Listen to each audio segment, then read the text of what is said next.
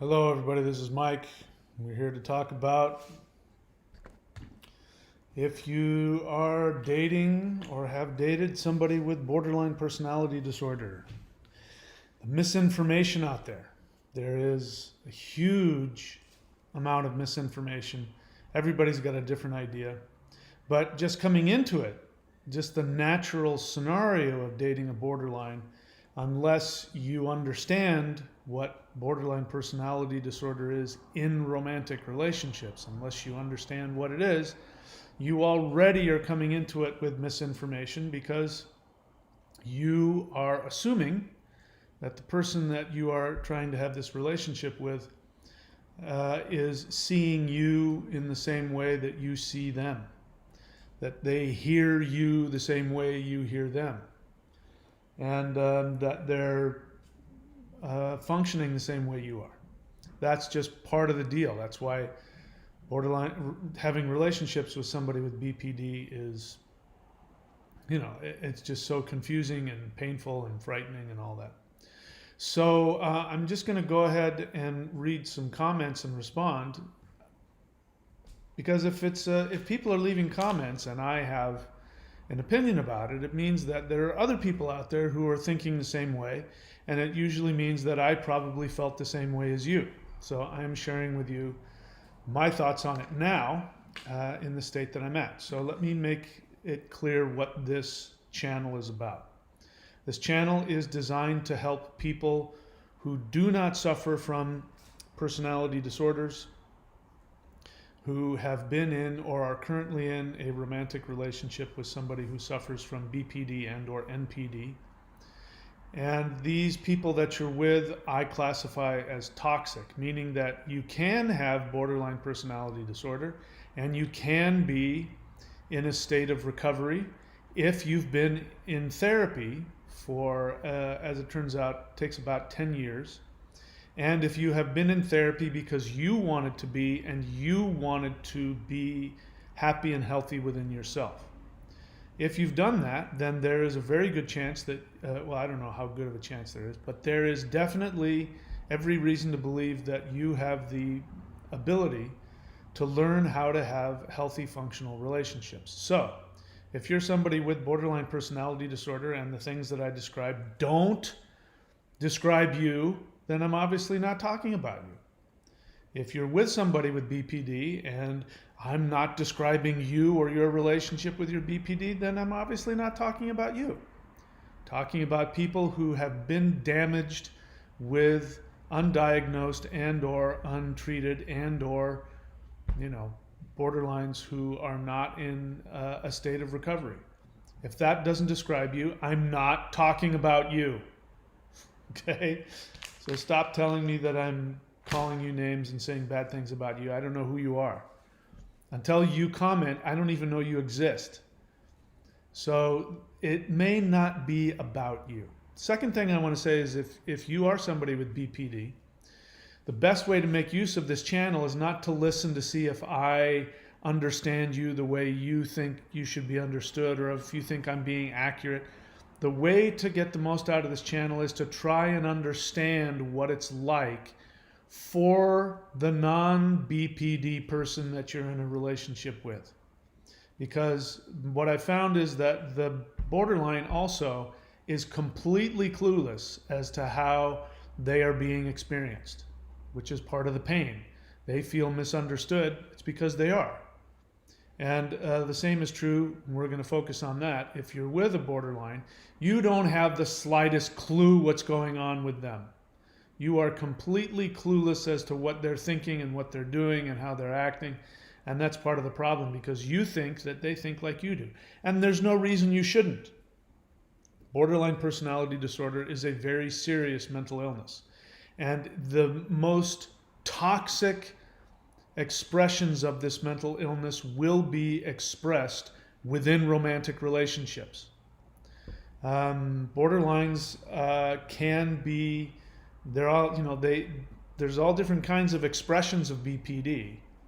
The core of BPD is always the same, as is codependence, as is NPD.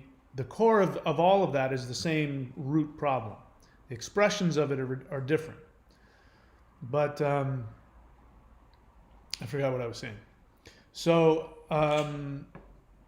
the expression of the dysfunction, the expression of the mental illness of BPD is going to be the most explosive and the most damaging in romantic relationships. They are able sometimes to be perfectly functional at work, to hold down a job and be able to pay their bills. A lot of them can't, but some can. Some of them can have friendships and professional relationships. Some of them can't. And some of them, and many of them, are completely incapable of having romantic relationships without being treated. There was something else I wanted to say. I'm just going to go ahead and get into the comments because we got a bunch. So, the way this channel works is that I'm here to tell you what I did to heal from the damage, the ongoing damage of having been with a borderline, having been in a romantic relationship with a borderline, an untreated, undiagnosed, toxic borderline. I was in a romantic relationship, and it was the most toxic experience of my life in a condensed way, which is saying a lot. And after the relationship was over, I was still in a horrifically toxic state, and I was actually on the verge of losing my mind, and I believed, and I still believe, that had I not found some healing, it may have ended up causing me physical illness. The amount of emotional and psychological damage was so profound. And what I found is that I found a way, which I didn't invent, I didn't create it, but I did find a way that if you do the 4 things that I tell you to do, you can be completely healed of that relationship. You will never have any pain associated with it. You will not have any rumination. You will not have any doubt. You will not have any guilt. You will not have any negative feelings. You won't be filled with revenge. You won't need to get closure. You won't think about them. I bring this up because for people who don't have a personality disorder and they date somebody who does, and they're damaged by it, that is like an infection. The devaluation that happens in those relationships starts to create an infection that, I'm using the term infection symbolically. It creates a psychological infection that only gets worse. It doesn't go away. Time does not heal the damage that comes from these relationships. And so if you do not address that infection and neutralize it, people come on this channel months, years, decades later. Decades after the relationship is over, they are still in pain. They are still damaged. They still have a hard time trusting. They still are incapable of getting into relationships without attracting abusive people. So if you want to stop that and you want to feel better, I know a way that works. And my guarantee is that if you do the 4 things that I tell you to do, exactly as I tell you, with everything that you have, without skimping, my guarantee is that you will come to a place where you will be free of pain. In fact, you will look back on the relationship the same way you look back on having a bad case of the flu that you had a few years ago. You remember that? I remember that one year, a few years ago, I had the flu really bad. I can't remember exactly. It doesn't bother you now. But I remember I was pretty sick. But anyway, that's what happened, whatever. Imagine having the flu and then just being constantly ruminating about it for years afterwards. It's ridiculous, right? You're over it now. Well, you can have that, but you got to do the 4 things. So I'm here to take a look at your misinformation about all of this. And the way I'm going to do that is I'm going to take a look at some comments. Bear in mind, this is a question and answer. What I prefer is if you share a question. And the more honest the question, the better response you're going to get from me. And if you have an honest feeling is I'm afraid, I'm angry, I'm sad, not I think this or I think that. That's not a feeling. And bear in mind, I'm going to know if you've done the 4 things. And so in your question or your feeling or your statement, there's a good chance I'll psychoanalyze you. I'm not doing that just to be a pain in the ass. I'm doing that because I want to help you get motivated to go do the 4 things. Main thing is here, you do the 4 things, you heal. You take the antibiotics, you heal. You don't heal. So I'm not going to co-sign you staying miserable. I won't be your friend about that. All right, let's take a look. There's a lot of good comments here I want to look at. So let's take a look at this first one. Now, this is surprising to me. I understand it. I don't judge it, but it's surprising to me because this is somebody who claims to have watched my channel a lot. But it's obvious this person, and you know, in their defense, they clearly state that they're not doing the 4 things. And so, as you know, if you don't do the 4 things, you're not going to heal the infection. People say, Mike, the 4 things are great, but that's not the only way. All right, so what is the other way? I haven't found it. It doesn't mean that it doesn't exist. I just don't know of one. But this one does work. You know, you take penicillin, it works. Is there another way? I'm sure there is. There's probably infinite ways we haven't discovered to deal with how to deal with certain infections. But this one works. So if it works, don't fix it. So if you're not going to take the one that works, I don't have any sympathy for you. And but I do. It doesn't mean that I don't have empathy for you. It doesn't mean that I don't relate and I don't understand, because it is extremely difficult to do the 4 things if you have been infected. In fact, the whole nature of the infection is that it comes with denial. So imagine if you had the flu, but the flu came with this craziness that makes you think you don't have the flu. And so you go out into the, you try and run a marathon and you're coughing and puking and having diarrhea. And people are like, you're obviously sick, go home. No, I'm going to be fine. I'm not sick. Everything's fine. That's what it's like when you've been infected with one of these kinds of relationships, is that the denial kicks in. You're in denial about it.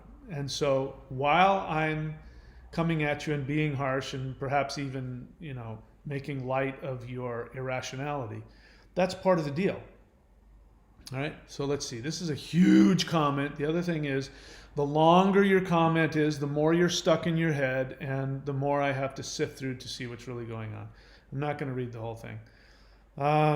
This person says, I have an ex-partner that may have undiagnosed BPD and I'd like your help.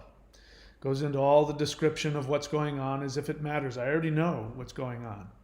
There's nothing unique. This is the thing. You think your relationship with your borderline is unique. People come onto my channel very often and they'll listen to me talk and hear me talk about mine. They'll go, oh my God, you and I are so alike. That's exactly what happened with me. We should get together. We should go have a beer. We should talk. What is your email? What is your phone? And I say, look at their description. It's like, actually, we're not alike at all. The only thing that we have in common is we both dated an untreated toxic borderline. There's nothing unique about that. Every single other person who dates a toxic borderline has the exact same experience, even if some of the details are different. Borderlines, there is no one borderline, except that the core of it is the same. Borderlines split. If they don't split, they're not borderlines. That's the nature of it. Borderlines vacillate in romantic relationships between idealizing you and devaluing you, meaning they worship you or they hate you. There's never a middle ground. It's one or the other. Regardless of the fact that you went months before the split or the split happened within, a few minutes. And then there's also emotional dysregulation, which means they can't handle their emotions and they're emotionally all over the place. And sometimes emotional dysregulation and splitting looks exactly the same. Those are the things that are always the same. Your borderline might be a quiet borderline, which doesn't mean anything except that they still devalue you, they still abuse you, they still objectify you, they still hurt you, they still discard you, but they do it in a quiet way. It's the only difference. The core of it is still the same. So I know everything I need to know. You see, you have an ex-partner that may have undiagnosed BPD, and I'd like your help. And then there's 4 enormous paragraphs that could fill a book, and my help to you is the same as everybody else. So I'm glad that you want my help. I've already given it to you. Do the 4 things. That's it. There's not going to be anything special just for you. It's interesting, this person watches my channel and is expecting me to teach them how to make it work. Because that's what they're asking me. They want me to tell them how to make it work. They're making 4 giant paragraphs of explanation, basically saying that my case is unique. Here, let me explain it in detail. Now tell me what I should do to make it work. If they have untreated BPD, or even if they're treated, if they're toxic, there's nothing to be done. There's nothing you can do. It means you don't understand what BPD is. So this person wants me to accept the possibility that this person, that it's not certain whether or not this person has BPD, in which case, what are you asking me for? I'm here to help people who are dating people who have BPD. Your person doesn't have BPD. Why are you asking my help? I don't have experience in that. This channel isn't about that. But, you know, BPD is pretty particular. So it's basically impossible that you're going to date somebody and that you're going to come to the conclusion this person has BPD and you're in the same kind of pain everybody else is. And somebody's going to come along and go, oh, no, this is the Omicron variant. It's BPD plus. It's BPD, but it's different. This one can work. The only way the relationship is going to work, based on what I've seen, I'm willing to be wrong about this, but based on my experience and based on what I've seen, the only way the relationship is going to work with a borderline is if the borderline has been in therapy for 10 years and probably been single that whole time. And the only thing that's going to change, they're still going to be the same. They're still going to be emotionally dysregulated. They're still going to split. They're still going to idealize you and devalue you. The only difference will be is how successful they are in acting contrary to their symptoms. That's it. Nothing else is going to change. They're not going to see you any differently. They're not going to be able to love you any differently. They're still going to objectify you. They're still going to project onto you. And that in itself, there's nothing wrong with that. Everybody does that to some degree. It's just whether or not they can be healthy in the relationship. That's it. So going through all of this, I'm not going to read all the what happened this and they did that, and they combed their hair on the left side, and all this, the specifics that are supposed to mean something that don't. This person says, now, towards the end, now, since I don't know with certainty that he has the disorder, I feel it would be a disservice to both me and him to simply go no contact forever, even though he has indeed caused me great harm through his splitting behaviors. Bear in mind, this is an ex.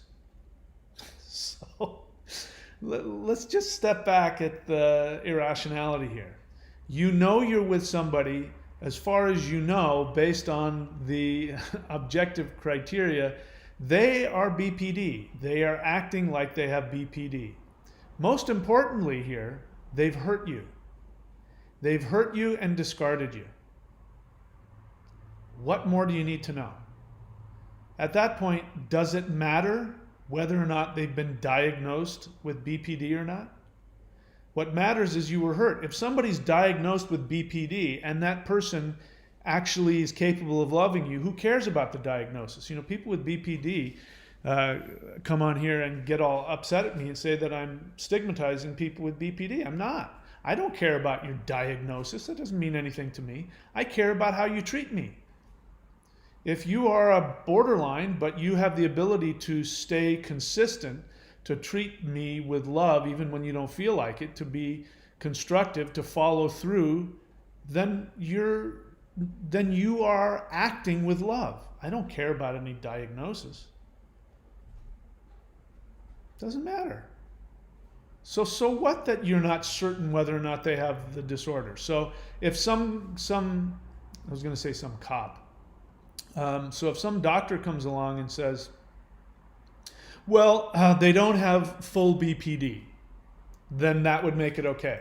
Then you would stay with them, even though they still discard you, they still treat you like crap. That would be okay with you. So you just, again, you want me to tell you how to fix it. I don't know what you're asking my help for. There's nothing I'm going to say to you that's going to be different than anybody else. If you're in pain and they have treated you with, if they've treated you badly, if they've been abusive to you, and it feels like BPD, then you have to treat it like that.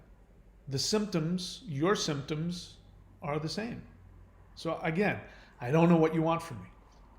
You say, I feel it would be a disservice to both me and him to simply go no contact forever. Why? Because you're not sure? I don't know with certainty that he has the disorder, but he's treated me exactly as if I have the disorder. So then, what's there to know? There's a tornado coming, but we're not sure if it's an actual tornado, but we do see this spiral of wind and it's tearing the roofs off of houses, but we're not going to call it a tornado, so don't go into the tornado shelter. I'm sorry that you're in such denial. I'm sorry how painful it is that you don't want to let go. You also say back here, this is also the same, everybody's the same when it comes to this. If you've been in a relationship with a borderline, you are by definition a codependent, and by definition your love is not objective. Your love is not, what's the word I'm looking for? Your love is not unconditional. You are projecting. By definition, that's a fact. Because if you weren't projecting and transferring your own pain from your childhood, and if you were seeing them objectively and loving them unconditionally, your first experience would be, wow, this person, you would have red flags. You go, wow, this person isn't really able to love. I can see that this person is dependent on me in ways that are destructive to both of us. And if I care about this person, the kindest thing I can do is not get in a romantic relationship with them. In fact, the kindest thing I can do is just completely leave this person alone. So I'll try and read what you say verbatim.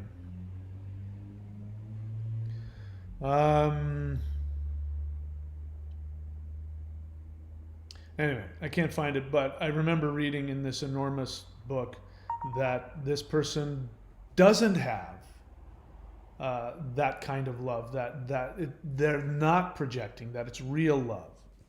Well, if it's real love, how is real love meaning that you allow somebody to damage you? How is that a loving thing? How does that help them?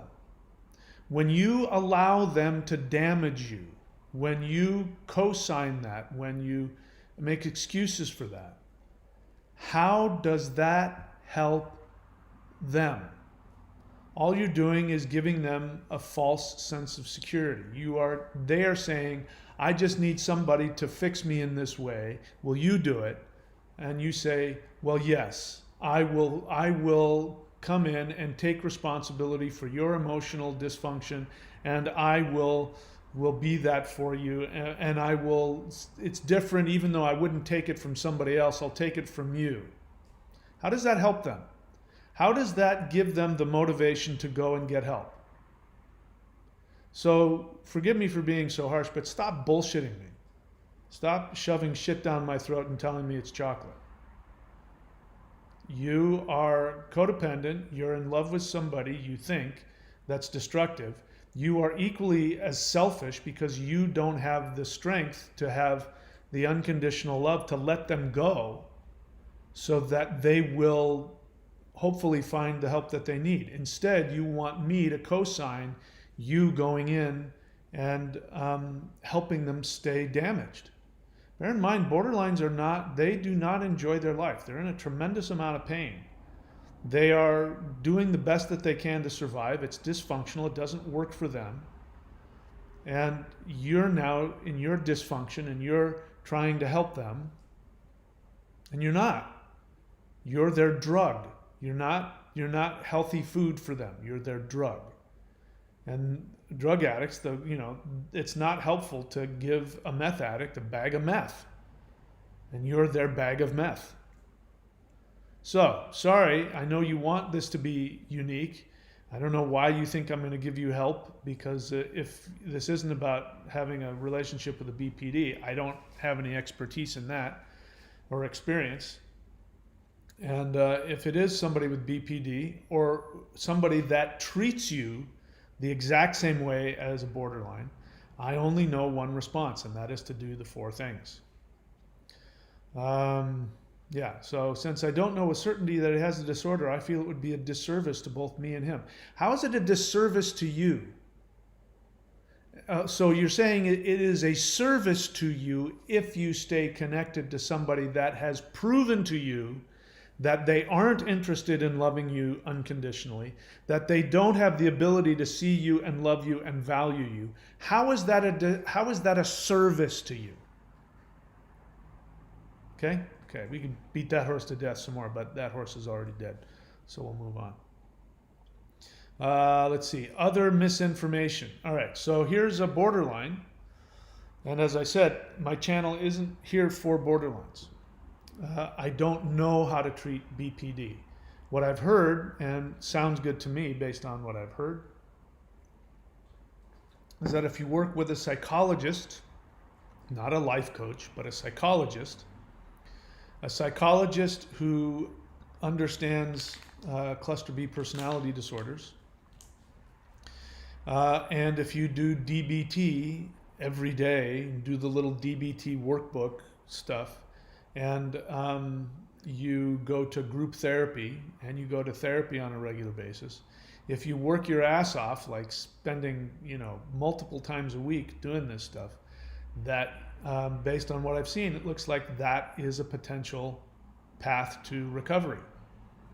And by the way, borderlines, there's no such thing as a cured borderline.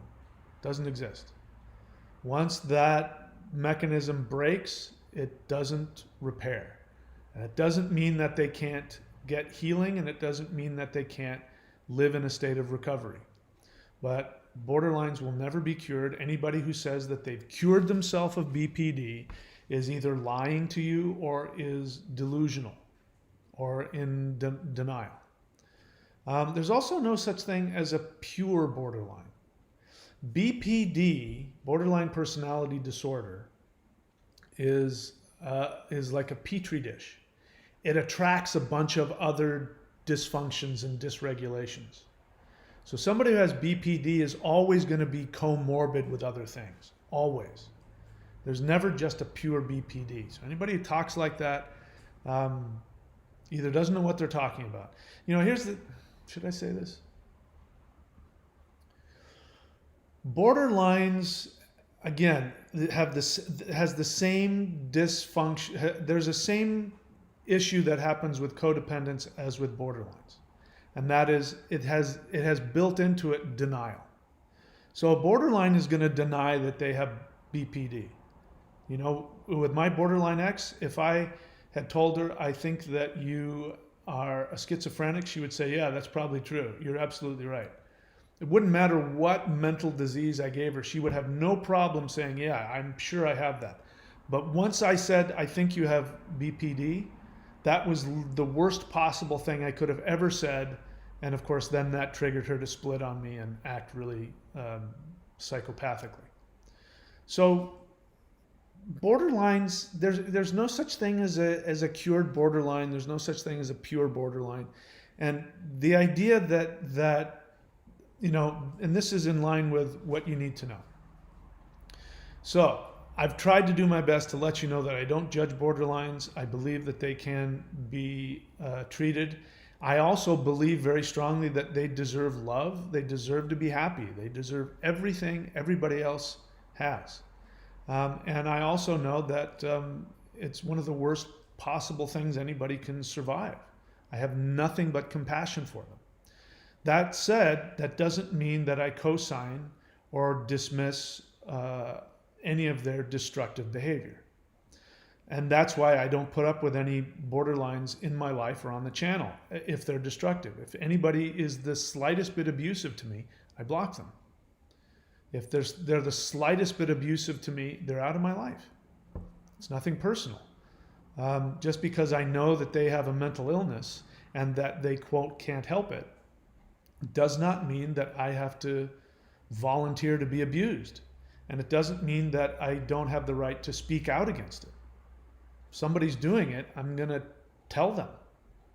And I mean, not that I want to get into a big back and forth, but I'm going to let them know that's not okay. You don't get to be in my life and do that. So here's a borderline who I think has some misunderstanding about their effect on other people. And I have a video on this channel where I say that you do not understand the borderline and the borderline does not understand you. Different words, but the same thing. And this is true. So borderlines, if you are watching, it's really important to understand there's a very good chance that you may be completely clueless as to what it's like to be on the other side of you. All right, so hopefully I can give you some information to understand that, so that you don't, I mean, borderlines accuse me of stigmatizing them, but it's also true that we non-borderlines get stigmatized all the time. Simply because, for instance, somebody keeps stabbing you in the eyeball with an ice pick.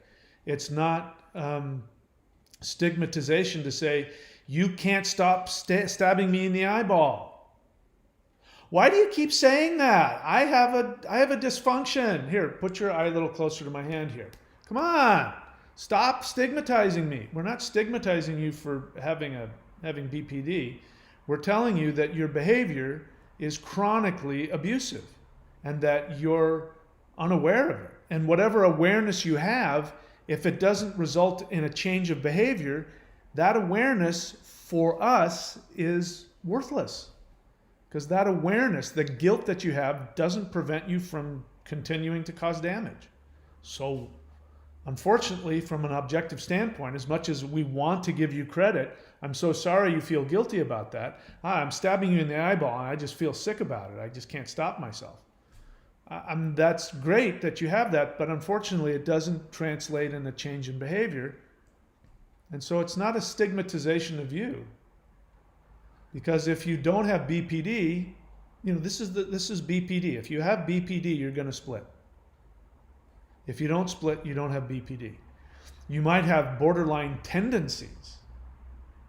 I have borderline tendencies, but I'm not borderline. That means I'm more likely to be able to act constructively even if I don't want to. Anyway, so here's a borderline who has some misinformation about himself. This person says, I come from the other end, 28-year-old male with quiet BPD. It's sad because we have so much love to give, but a lot of times we end up with narcissists and can't walk away. If you guys only knew the pain behind these disorders. All right, so many assumptions in there. First assumption is that there's a difference between quiet BPD versus whatever, loud BPD. It's all the same. The difference is in how you express it. A quiet BPD won't scream at you and slash your tires. A quiet BPD will disappear. They will ghost you. They'll climb into bed and lock the door. They won't respond to your texts for days. They will give you the silent treatment. They will be more passive aggressive, but they will still discard you. They will still ghost you. They will still devalue you. It doesn't matter that you're not voicing, because the thing is, a quiet BPD has the same internal rage. They are still raging at you and judging you. They just are suppressing it, but they can't suppress their behavior. So just because you're not yelling and screaming at me doesn't mean that your ghosting or your disappearance or your passive aggressiveness and other manipulations, the guilt tripping and the gaslighting, it doesn't mean that just because you're doing that quietly that it's any less destructive. It still feels exactly the same. So this person isn't trying to take credit for being a quiet BPD, but let's just be clear. BPD is BPD. The particular expression is dependent on the individual. But the end result is always the same, devaluation. Person says, it's sad because we have so much love to give. All right, I can believe and I agree that you do have a lot of love to give. The problem is, love is not a feeling. And so based on that, you have a lot of loving feelings that you want to give, which again, I understand. I've had that experience myself. But I found that for me that it's selfish if all I'm wanting to do is have the feeling of being able to love somebody. It's selfish wanting to love somebody when they don't want me to love them.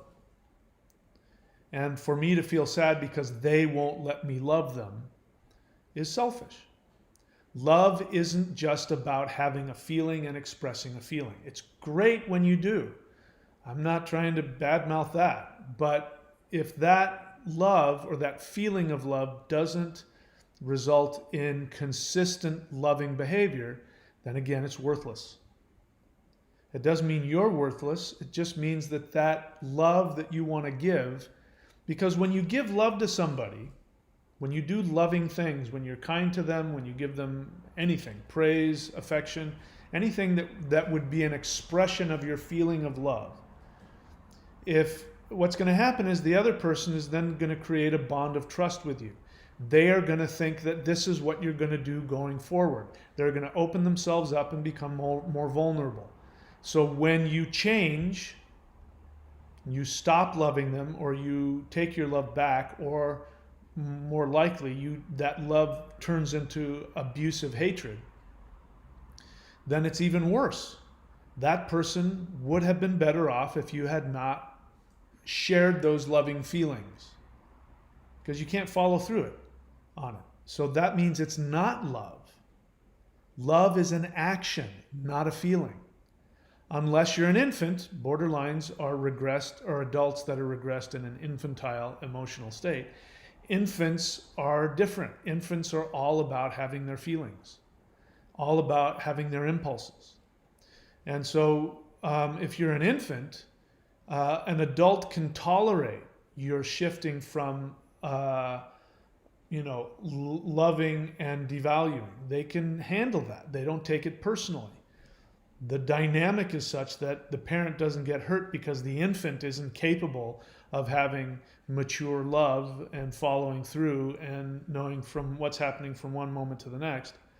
But when adults do that, it's incredibly destructive. When a 2-year-old has a temper tantrum and is crying and screaming and banging their head on the floor and pounding the floor and biting and kicking, it's not deadly. It's not life-threatening. It's it's inconvenient but it's not a life-threatening thing. It's because they're little. But when an adult has a temper tantrum at the level of an infant or a toddler, it's life-threatening. That's when people get killed. That's when people get hurt. That's when tires get slashed. Because an adult is having an infantile level emotional response to life. So your love is an intense feeling of love, but it's coming from an infantile state, which then the proof of that is because you shift. If you didn't shift, if you had that love, you have so much love to give, then you would keep loving without changing. Person goes on to say, but a lot of times we end up with narcissists and can't walk away. That's true. Borderlines are very often attracted to narcissists. And the reason for that is because the narcissist is incapable of intimacy. And what that creates is it creates a catch-22 within the borderline, because what the borderline wants more than anything is intimacy. But intimacy, once they get it, triggers a feeling of engulfment, which is basically they can't tolerate the intimacy and it feels like it's killing them, so they have to destroy it. The narcissist throws a monkey wrench into that by never actually giving intimacy.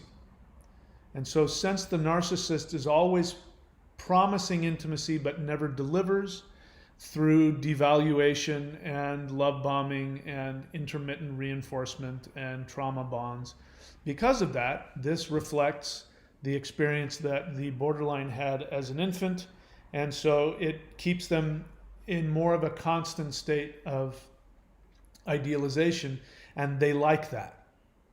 I mean, it's painful, don't get me wrong. It's very painful. It's as painful to them as it is to you. But they like it because it's less painful than the feeling of engulfment. And this is what some people have misunderstood about me. When I say that the reason why the borderline splits is because they're starting to feel love for you. And that frightens the hell out of them. They never got to, the infant that is healthy has this intense loving feeling for the parent, and the parent receives it and responds back. So the infant gets that need met, and it creates a, the nerves in the brain and all that, the neural pathways get, linked up and put together, and they can follow through. That's one of the reasons why they can love you and then follow through with that consistently. Borderline didn't get that. And so that neural pathway never got connected, which means that they're caught in this loop of, I love you, I must protect myself. I love you, I must protect myself. So make no mistake about it. Your love is making contact. They do feel it. They start to feel love for you, triggers that fear of engulfment, and then they split. But that doesn't happen with a narcissist in the same way. They're stuck in this catch-22 where they're constantly chasing after the intimacy that the narcissist never gives them. And so that's why the borderline, quote, can't walk away. Having said that, though, the goal is still the same. The goal of the borderline on an unconscious level, they're not aware of it, the goal of the borderline in the narcissist is the same as with the codependent. Their goal is to get you to love them back, and when you do, they will destroy you. They have to punish you for loving them because they, on the deepest level, feel that they deserve to be destroyed. So whenever they split, they're projecting onto you how they feel about themselves. That you're the worst thing in the world, that you're undeserving of my love, you're destructive, you're horrible, you're deadly to me, I can't have anything to do with you. That's how they feel about themselves. They were given that message either outright or through unconscious energetic messages that they don't deserve to exist. And if you love them, loving somebody is a way of saying you have value simply because you exist. They can't tolerate that, because if they were to accept that feeling, it would mean that they would get punished by their parents in their own head. And that's more painful to them than anything. So in order to keep that introjected relationship with their abusive parent, they have to kill you because you become a threat. If they were to allow themselves to love you and to love you back and to be loved, it would mean they would have to separate from the introjected parent in their head, and that is intolerable because they're still in that state of an infant. An infant, in order to survive, must get their parent to love them. So they're still wrapped up in the infantile, desperate desire to get mommy and daddy to love them. Mommy and daddy never will.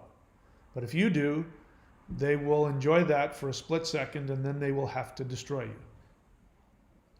So this is why this person says we end up with narcissists and can't walk away, because that's less painful, even though it's very painful, but it puts off the inevitable pain of engulfment. But as I said, the borderline will eventually become so indispensable to the narcissist by extreme codependent behavior, trying to do anything and everything possible. allowing, maybe even wanting to be abused on such level that the narcissist gets their narcissistic supply and can't live without the borderline. When that happens, the borderline is going to find the chink in the armor, is going to start to pry that chink open, and when the narcissist starts to show the slightest vulnerability, which means intimacy, the narcissist will feast on them. And they will play out their unconscious hatred towards their parents, their murderous rage towards their parents. They will play that out. So it never goes well. The narcissist always ends up mortified. The borderline will mortify the narcissist and destroy them, and then discard them. He goes on to say, if only you guys knew the pain behind these disorders. Well, that's an assumption. Your assumption is that I don't know what it's like, that I don't have your pain. And you don't know that that's true.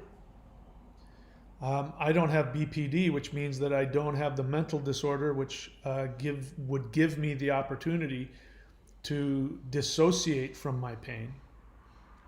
I don't have the luxury of not having an identity. I don't have the luxury of not identifying with all of my actions.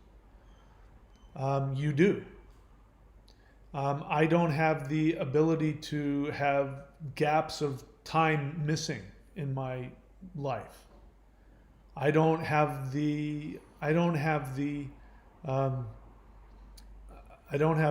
opportunity to dissociate and have, my internal psychopath come out and do all the damage and me not remember it.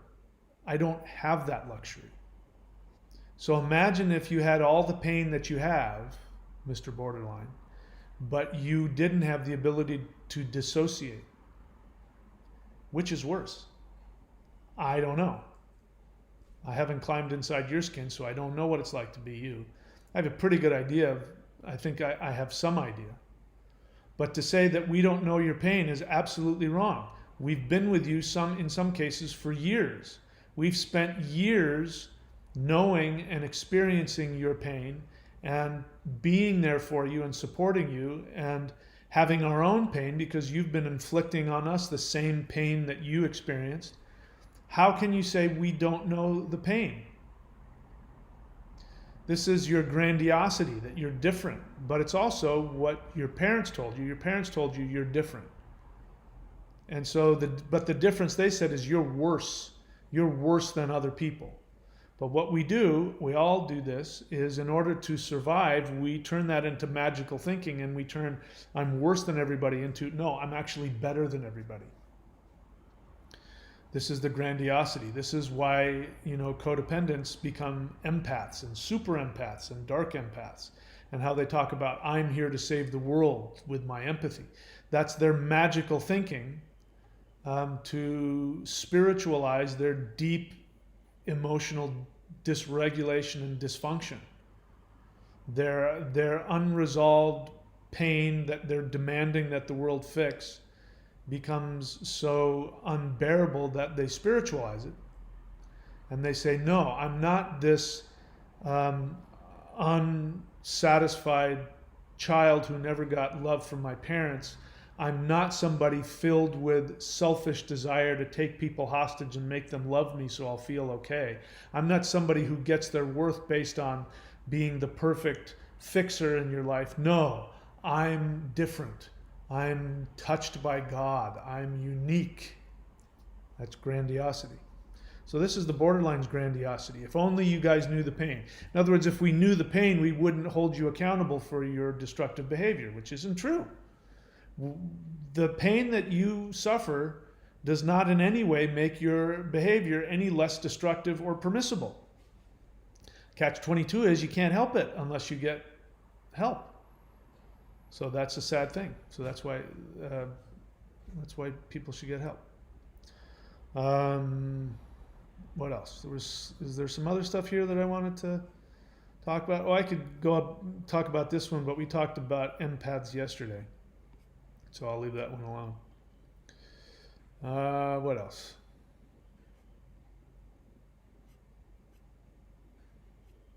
Okay, I think I've dealt with all the stuff I want to deal with. I'm happy to take some questions. Let me see. So in terms of the misinformation, if you are a borderline, the misinformation is that the misinformation that you have within yourself, which is based in your denial, we all have it. Borderlines have denial. It's part of being a borderline. Denial is a defense mechanism, and a defense mechanism is an attempt to survive.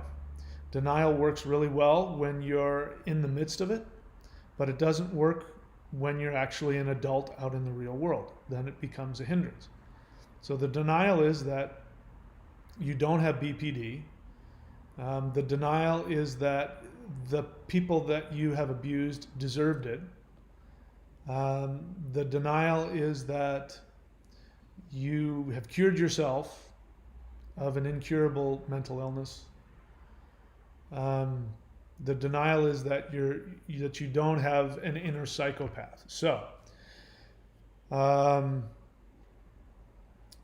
let me address this. I say it a lot, but I'm going to say it again. This is mainly directed at partners of borderlines.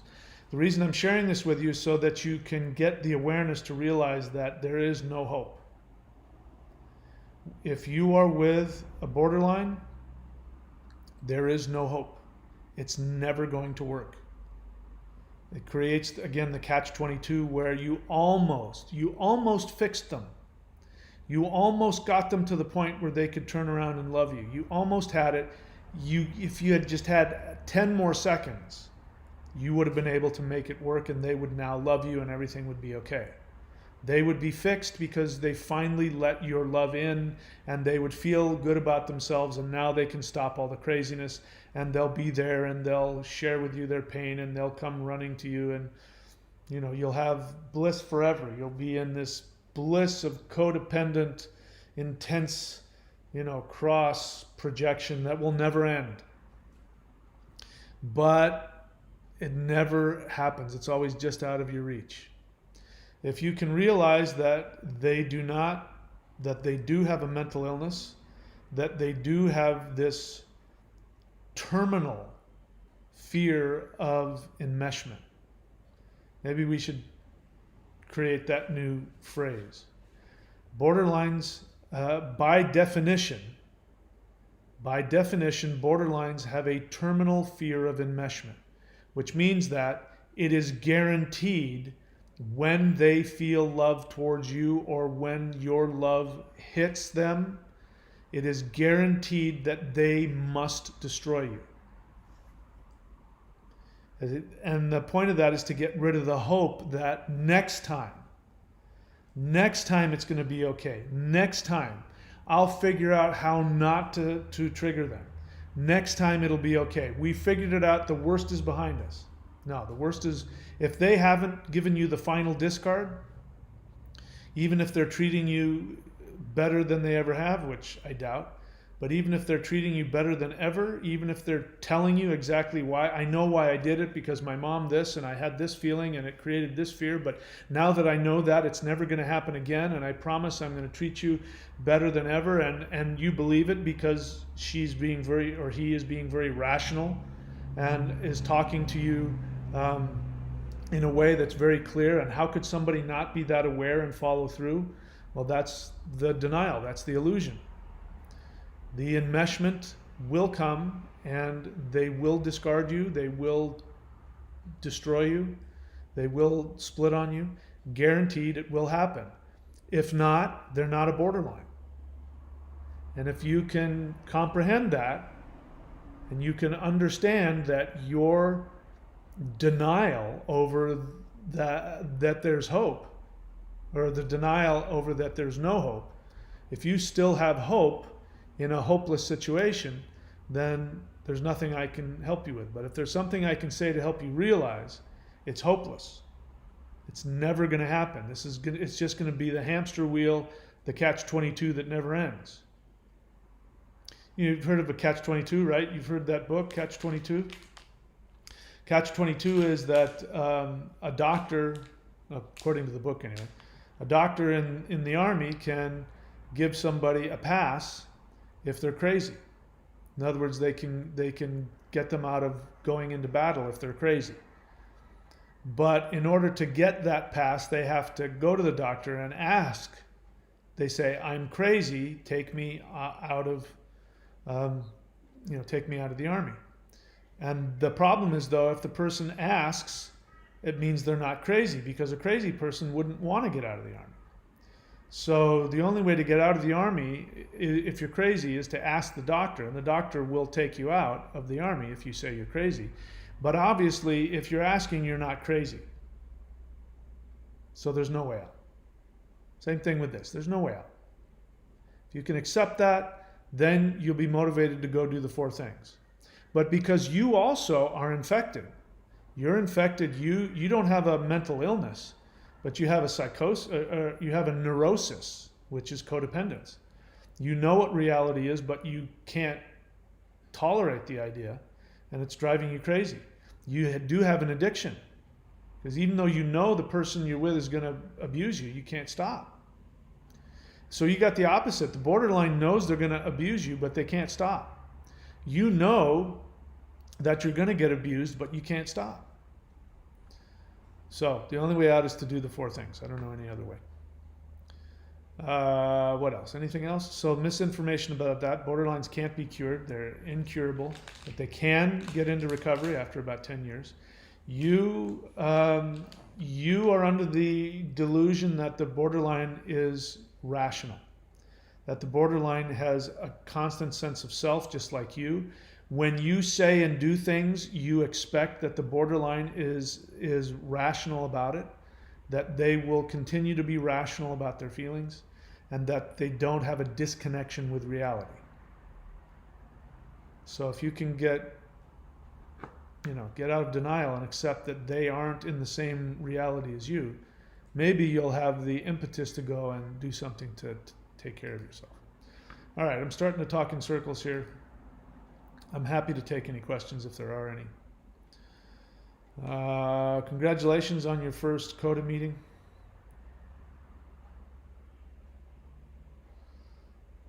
Okay, that's good. So that sounds pretty normal.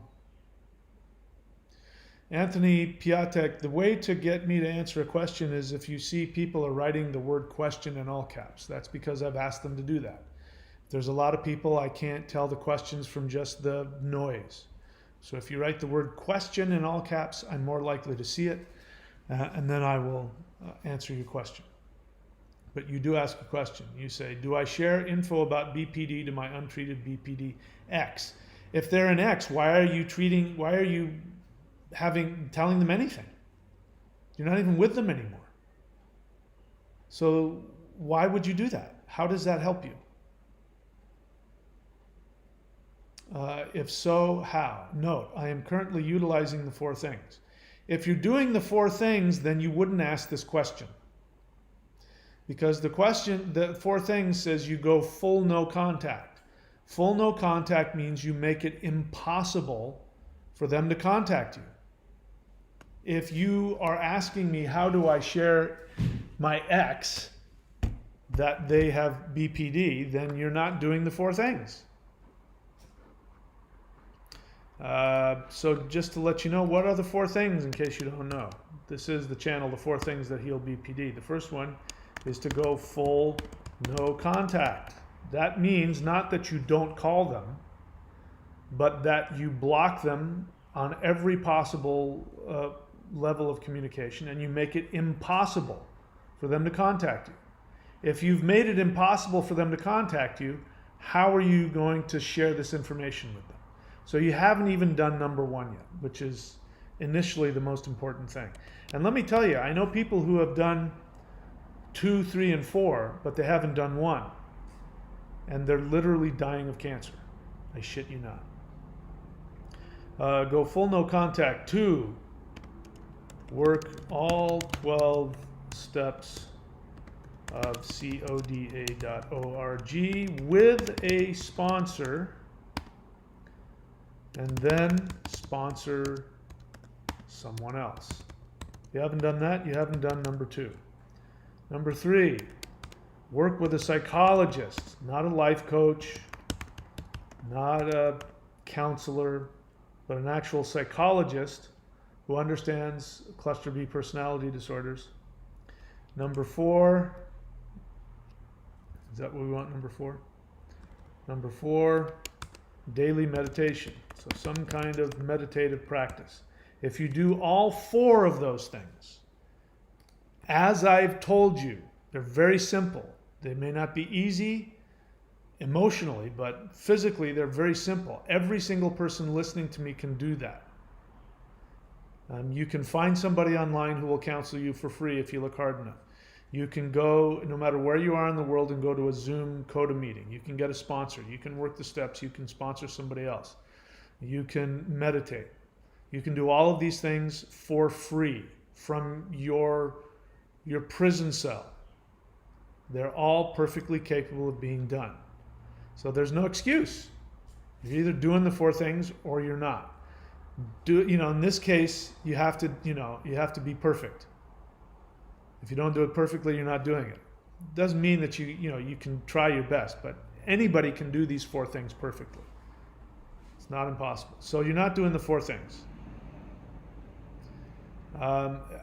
It seems like the right and moral thing to do. So the right and moral thing to do is to tell your ex, who you're no longer with, who was abusive to you, who more than likely discarded you, who has given you every indication that they don't want anything to do with you or can't be with you the way that you want, you think that the moral thing to do is to tell them they have BPD. How does that help you? We've already heard that if they have BPD and they get treated, it's going to take them at least 10 years before they're going to be capable of having a relationship.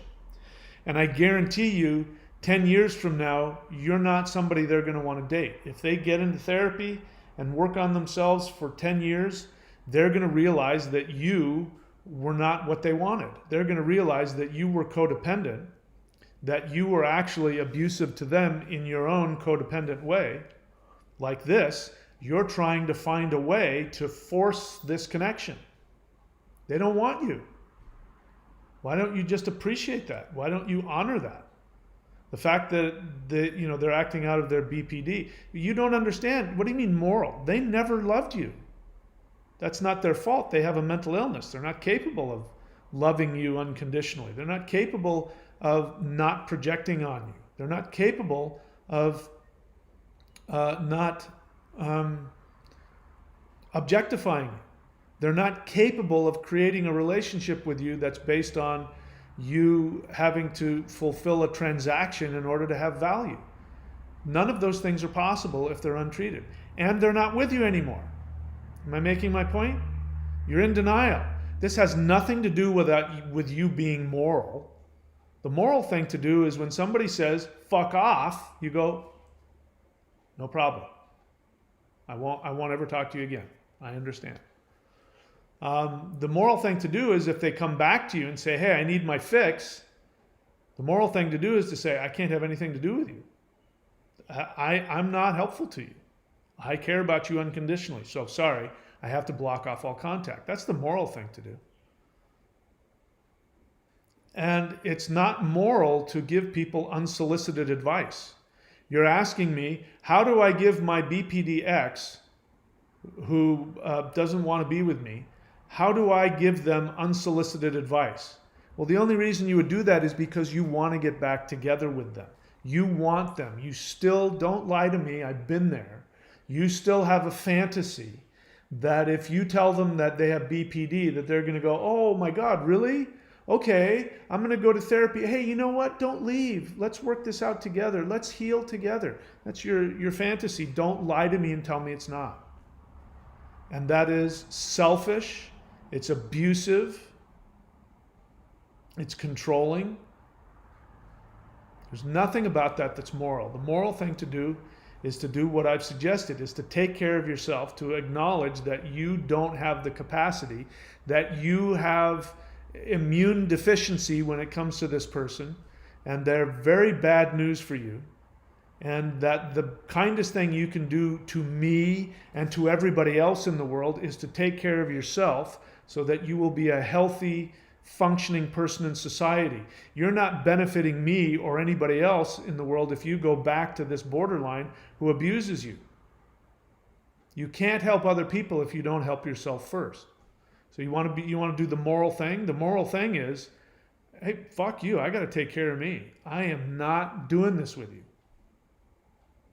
The moral thing to do is, for instance, if you've got two addicts, like you got two meth addicts, and they both get sober.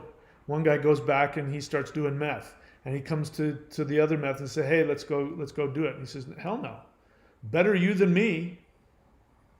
The moral thing to do is when you're in that kind of dysfunctional scenario and you want to get help, the thing to do is to say, listen, better you than me. You go kill yourself. I'm not going to. That sounds harsh, but it's the kindest thing, because the other person will then go, what? You're not going to co-sign this with me? They're going to feel pain, loneliness. They're going to feel, you're going to mortify their dysfunction, and they will have an opportunity to go, maybe I should go get some help. I want love in my life. But as long as you interact with them on any level, you are telling them it's okay, don't worry about it, everything will be fine. What else? So if you were still with them and you weren't broken up with them and you were deciding to go no contact, then you would say, I'm going no contact, I think you might have BPD. And then you shut the door. But that's not what you're asking me. So you're not telling me the truth. You didn't do you aren't doing the 4 things yet, because you haven't even done number 1 yet. Marco, question, what was the most hurtful thing your ex-BPD has said to you? How does that help you? What does it matter what my ex said to me? How does that help you? You'll feel a connection with me? I mean, I could tell you, but I've said it so many times in my videos. You can watch them in there. It doesn't matter. Dude, what was the most hurtful thing yours said to you? You don't need my painful experience to bolster yours. That's rain on the roof, by the way, in case you can't hear me. What else?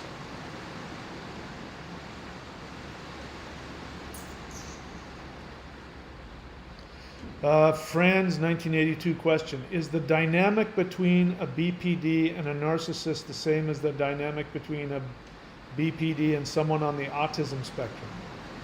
It's similar.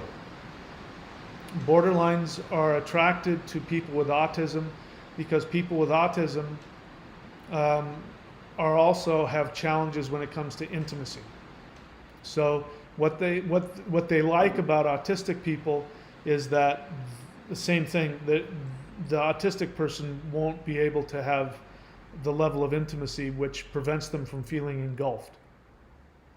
And people with autism can have some things that are similar to narcissism, but they're not narcissists. They just, there are things that just aren't emotionally working for them. Okay, what else? Brian Hale. Okay, so it was your giant, huge thing that I responded to, which I can't remember what it was, but let's see. Question, have you heard of the Narcissistic Abuse Recovery Program? I haven't, and why would I? I'm not a narcissist. I don't need that. But no, I haven't heard of that. It's helped you out immensely. So what is this? The Narcissistic Abuse Recovery Program. So great. I haven't heard about it. If it works for you, go do it.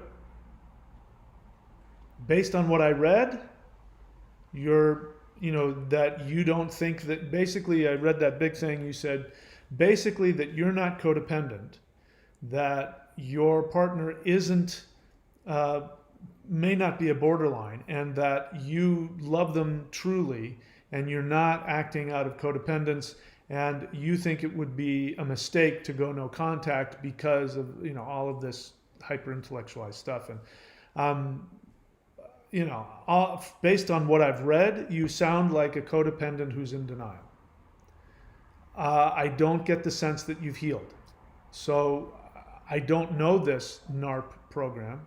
Maybe it has helped you, but if I take you as an example, don't take this personally, I don't want what that program has to offer, because if that program puts you in a position where you're in denial about your codependence, and you co-sign other people's abuse, and you want to look for excuses to keep the relationship going, for me, not having looked into it, that doesn't work for me.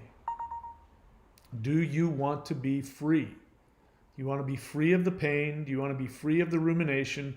Do you want to be free of these freaking crazy, super complicated, intellectualized questions that keep you up at night and keep you in a state of anxiety and keep you full of pain and keep you from having love? I'd like to be free of all that. I don't think it serves you to ask me to look into some other program and tell you what I think about it. I've already told you what I think you ought to do. I'm not God.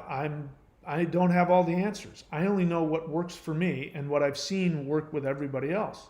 And I've also never seen anybody who hasn't done the 4 things. I've never seen them truly heal. I've seen them get sometimes some minimal sort of way to more like deal with it, to live with it, and that feels better, but I don't see any real healing. That doesn't mean it's not there. I just haven't seen it. So maybe I'll go look at that sometime when I have time. But why do you keep asking me about things other than what I've told you to do? I've told you to do these 4 things. This is what I know works. If you go do those 4 things, let's say you do the 4 things 100% with everything you have for 6 months or a year, and it doesn't work, then you can come back and say, Mike, I did the 4 things thoroughly, 100% with everything I had, and it didn't work. I've never seen that happen. But what else? Let's see what else. Yes, I was able to see your comment. When you rewind this and go back, I actually talk about your comment. Ducky Time question. DBT can be useful in treating mood disorder, suicidal ideation, for changing behavioral patterns and self-harm. Does DBT address splitting? I'm not an expert in DBT. So I don't know. Ducky Time, I don't know. Are you a borderline? I'm not the person to ask about how to heal from borderline. I only know what little research I've done, and these are people who were borderlines, and the way that they talk, it sounds to me as though it works. But the thing I like about it is that this one particular person is somebody who was a borderline, who then went, got really involved in health and fitness. So they took their obsession and put it into health and fitness, which I thought was a good use of their obsessive nature. And they got obsessive about their recovery. So they went to DBT therapy with a therapist. They also got into group therapy, like weekly group therapy. I'm in weekly group therapy, so I know that the benefits of that. And they have this workbook. And every night in bed, she does this workbook and does these questions. So she's just hammering away. And she's in a relationship, and she's able to manage her symptoms on a daily basis. It's just from one day to the next. Now, because I'm not a borderline, I have no idea. I just know what I saw. Like I said, I can tell when somebody's doing the work and when they're not. That person was honestly doing the work, and borderline is it's like other things. It's like alcoholism and drug addiction. It's a daily reprieve. Borderline is a daily reprieve. You don't get cured and then you never have to deal with it again. It's a constant thing you never get over, but if you're doing the work on a daily basis, you can have a daily reprieve, which means that that woman is able to keep her relationship going on a daily basis. If she were to stop doing that work, she would split and she'd destroy the relationship. She'd, go back into her illness. She'd regress. Victrix is honest feeling, glad that I had my final discard. Well, I'm glad you had your final discard too. Unfortunately, it doesn't, that in itself doesn't mean you're out of the woods. You still have to do the work to heal. You have to do the 4 things. Otherwise, it will either never really go away, or worse yet, you will attract another borderline and another narcissist. Question, DSMV. DSMV acts as it more like complex form of psychopathy. So what I wanted to say is that this is really important. If you don't understand this, and maybe borderlines, it'll be helpful for them, I don't know. But it's really important to understand that recent studies have further concluded that borderlines are secondary psychopaths. So when borderlines say, I'm not a narcissist because I have empathy, again, as I've said, empathy is meaningless if it doesn't result in consistent constructive behavior. It's just a feeling. You feel empathic for an hour, a day, a week, a month, a year, great. It doesn't do any good if then you completely destroy that and then you act destructively. It's even worse. The person would be better off not having had any positive stuff come from you if you're going to turn around and then destroy it. But what studies have shown is that narcissists also have empathy. This is called a dark empath. They have empathy, but they're sadistic and abusive. And the empathy doesn't give them the ability to act lovingly. In fact, they use just like an actor. I'm an actor, and I know what it's like to get yourself into an emotional state. Actors go on stage or in front of the camera and they're crying and they feel the feelings, but they're manipulating the feelings to play a part. Now, when you're doing it on stage, it's great because you're creating a piece of art for people to enjoy and learn from. But I can turn it off. I know it's not real. I'm crying and tears are coming out. My nervous system is having all the feelings. It's a rush. It feels good. There's a positive, even if you're playing anger or happiness, it's fun. And you get an ego boost because everybody thinks that they clap. Narcissists do that. They know exactly what you're thinking and feeling. They can get into your feelings. They can create feelings within themselves. They may have honest feelings of love for you, and they may milk those feelings for all they're worth, and then they turn around and they use that to get what they want from you. The myth that narcissists don't have empathy is that it's a myth. It's a total lie. We tell ourselves that to make it seem rational, because to us, we can't understand why somebody would have empathy and then knowingly hurt us. We don't understand that.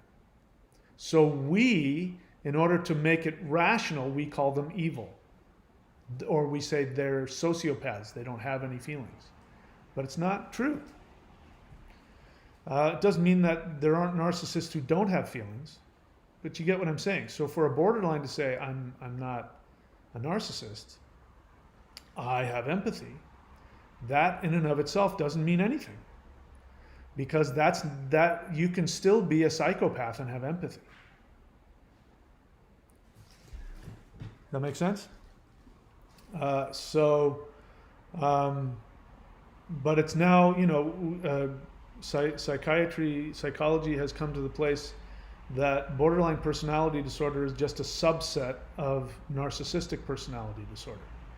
And in fact, borderlines, the definition of a borderline is that, according to some, is that they are secondary psychopaths, which means that they interact with you from the borderline perspective, which operates from these feelings of empathy, these feelings of love. And again, feeling doesn't mean anything if it can't be followed through with, on a consistent basis. So they have these feelings of love, but they can split on you. And when they split on you, what's happened is that they have replaced the so-called borderline, the empathic person, with the protector, because remember, their fear is emotional entanglement. So to protect themselves from the imminent death they feel is coming from emotional entanglement, what happens is they step to the back, and their other half, which is this psychopath, which wants to destroy you, which acts without empathy, which only sees you as a horrible person, that person steps to the front, and that's the person you see. Those of you who've dated them, you know, when they split, their eyes change. Have you seen that?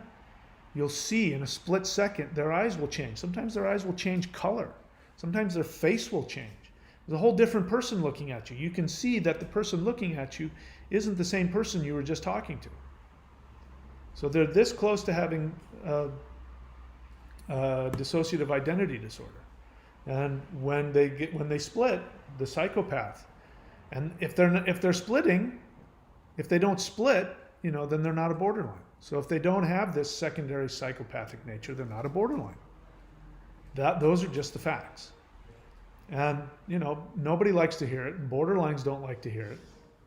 And partners of borderlines don't like to hear it. They want to know how they can isolate the so-called good, happy borderline and not trigger the psychopath. But you can't. They're one and the same.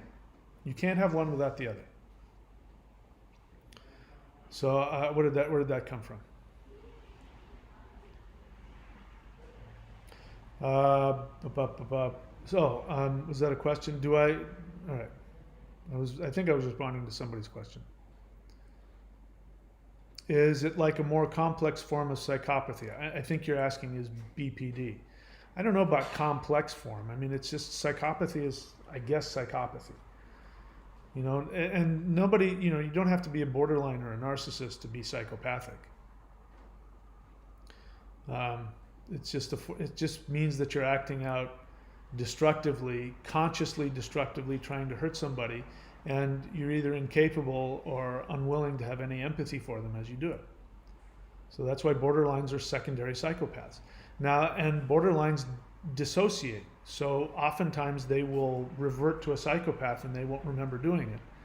Or because they dissociate, they will look back and they will confabulate. They'll change what happened to fit a reality that they're comfortable with.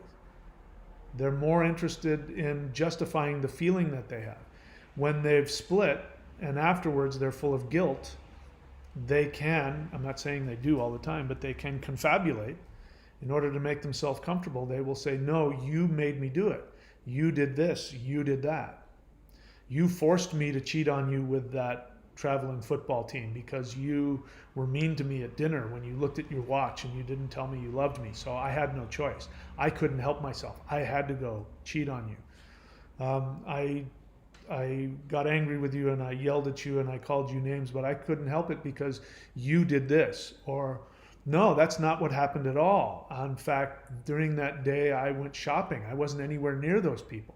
I didn't have sex with all those football players. I mean, I wouldn't do that because they're based on their feelings at the moment. The feelings at the moment is they don't want to do that. They don't feel like that.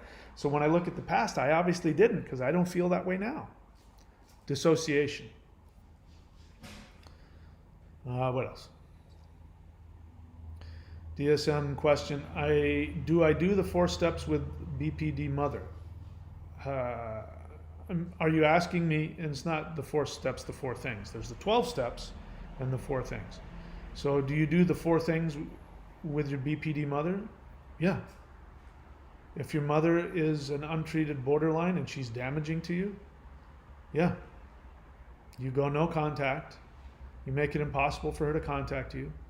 And you do all the rest of them. It sounds harsh, but what are you going to do? Abuse is abuse. Just because your mother, does that make it okay that she's abusive to you? It's up to you. I wouldn't. I didn't. I went no contact with my mom. And my mom, I don't even know if she was a full-on borderline. She had borderline tendencies, but I went full no contact with her. She died alone. And I don't lose any sleep over it. The problem is my sister is completely under her spell and dependent. Well, your sister's not your problem. Your sister is her own problem. It's not your responsibility to fix your sister or help your sister. If she wants your help, she can ask. And if she asks, you can say, here's what I'm doing. I'll help you. I'll support you if you do those same things. But if she doesn't ask for your help, it's none of your business. See what else? Money-wise question. Mike, thank you for your videos. I've completely healed. Really? It took me about 3.5 months, but your channel was paramount and I wouldn't be where I'm at if it weren't for this. Thank you. So I'm assuming you healed because you did the 4 things. Anyway, great. I mean, let me be clear about what I say when I say complete healing. When I say completely healed, I've completely healed of that abusive, destructive relationship. I have not healed from codependence. I've not healed from all of my many other things. I've made a lot of progress. Healing in that relationship healed a lot of my codependent issues, but I'm still an imperfect human. But I don't have any residual negative anything from that BPD relationship. So if that's what you're talking about, then you and I have had the same experience, and that's great. I'm really happy to hear that. And if you want what MoneyWise has, you got to do what they did. And I'm assuming they did the 4 things. And then you never have to watch my channel anymore. That's my hope for you. My hope for you is that you never need to watch my channel again. I'm not looking for repeat customers. I'm not looking to create a breakthrough channel. I'd be perfectly happy if this channel became totally insignificant and irrelevant. Let's see what else.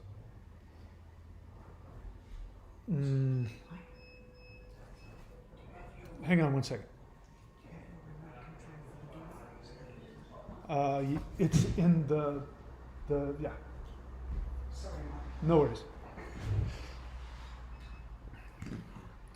Okay, let's see, where were we?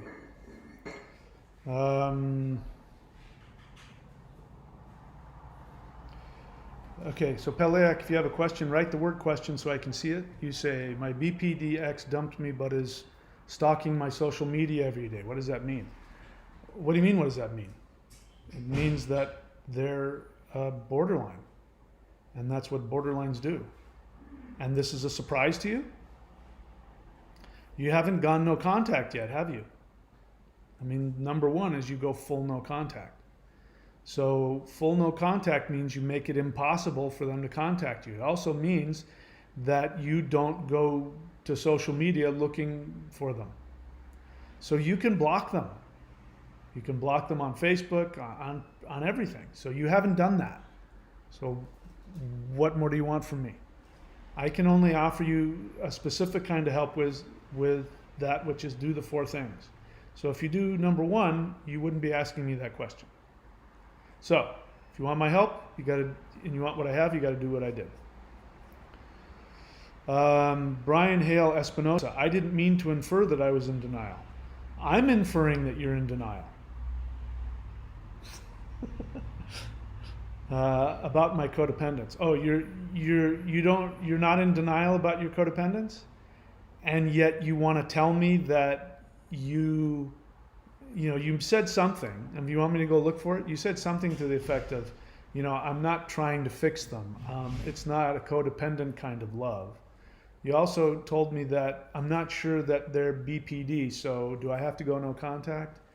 But then you said that they abused you exactly like they were. That all sounds like denial to me. So it's great that you know that you're codependent, so that's good that you can see your codependent behavior. And part of codependent behavior is denial. So now you know. So now you're not in any denial, right? Now you can see it. You don't need to qualify it. Okay, Brian Hale, what else? That's not a question. Yeah, so Brian, here's the deal. Have you heard of triangulation? You know what triangulation is? Triangulation is when one kid yells at mom and says, Mom, Tommy won't stop touching me. Make him stop touching me. And then mom yells down, stop touching your brother. That's triangulation. You keep triangulating. I've given you 4 clear instructions on what in my experience works and in my opinion works. You haven't done them yet. And you keep wanting to triangulate. You want to tell me about some other recovery program that I've said doesn't look like, based on you, I don't know, maybe it will work, but it doesn't look like it's completely worked because you're still wrapped up in the whole thing. You still can't separate from your BPD X. I don't want that. That works for you, great. That doesn't work for me. And if that's a result of that program, I don't want that program. But again, you're triangulating. Now you're triangulating again. You want to mention Sam Vaknin, and you want to mention other people that have helpful info on narcissists. Why are you doing that? How does that help you? I'm more interested in you getting completely cured and healed. I'm not interested in getting involved in all the outside stuff. So this isn't helpful for you to do this, to distract yourself or try and distract me from it. Money-wise, they're going to be honest. I'll be honest. So, did you hear my first response? You said, I'm completely cured, about 3.5 months. And you heard me go, really? All right. I was a little incredulous, but now you're going to increase my incredulity. It doesn't mean that I'm right. I'm open to the idea of there being another thing. And if you found another way, you should go make videos on that. You should go help other people. Don't waste your time on my channel. If my channel, you say my channel helped you, but you didn't do what I suggested. So do you see the contradiction there? Doesn't really make a lot of sense, does it? All right, so let's see here. You say, Mike, I'll be honest. I did not do the 4 things. I didn't do a 12-step, but I did everything else. So what does that mean? You did 1, 3, and 4. So you went full no contact. You made it impossible for them to contact you. You did not work the steps. You did go to a therapist, and you do daily meditation. You repeat once again, I'm completely healed. I come back to your channel every now and then because I miss seeing you. Okay. That's a nice thing to say, I guess. Well, I don't recommend that. I can't say you're wrong. I haven't heard you talk enough to know whether or not I can tell. Because like I said, I can tell when somebody's done the 4 things, which means I can tell if you're in a state of recovery or not. I can't tell from this because I don't have enough info. But hey man, whatever works, works. I can only tell you what works for me. And it makes me want to get into the question of why. Why didn't you do the 12 steps? Why, and here's the other thing, why would you choose to not do something that's been proven to help other people? I mean, why? Because it's difficult, because it's, come up with all the same things, people say about 12 steps. I can tell you this, if I did what you did, I'd be dead. If I did it the way you did it, it would definitely, without a doubt, would not have worked for me. I'd still be in it. So if you can do it, then you're a better man than I am. We'll see. Time will tell. We'll see. You say it's been 3.5 months. You still come onto my channel. Maybe that doesn't mean anything. Maybe it does mean something. I don't know. But we'll see. We'll see in another 3.5 months if you're still healed. You'll see. Maybe I won't be around. Maybe I will. What else? Vicrix question: is living in the moment to the extreme a good way to detect cluster B?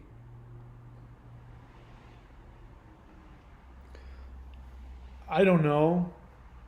I mean, I try to live in the moment, so I don't know that means anything. Excuse me.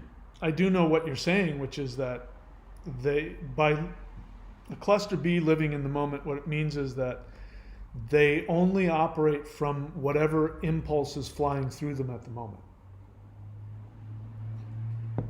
That's not living in the moment in the same way the, religious, or not religious, spirituality means. Spirituality means going with the flow.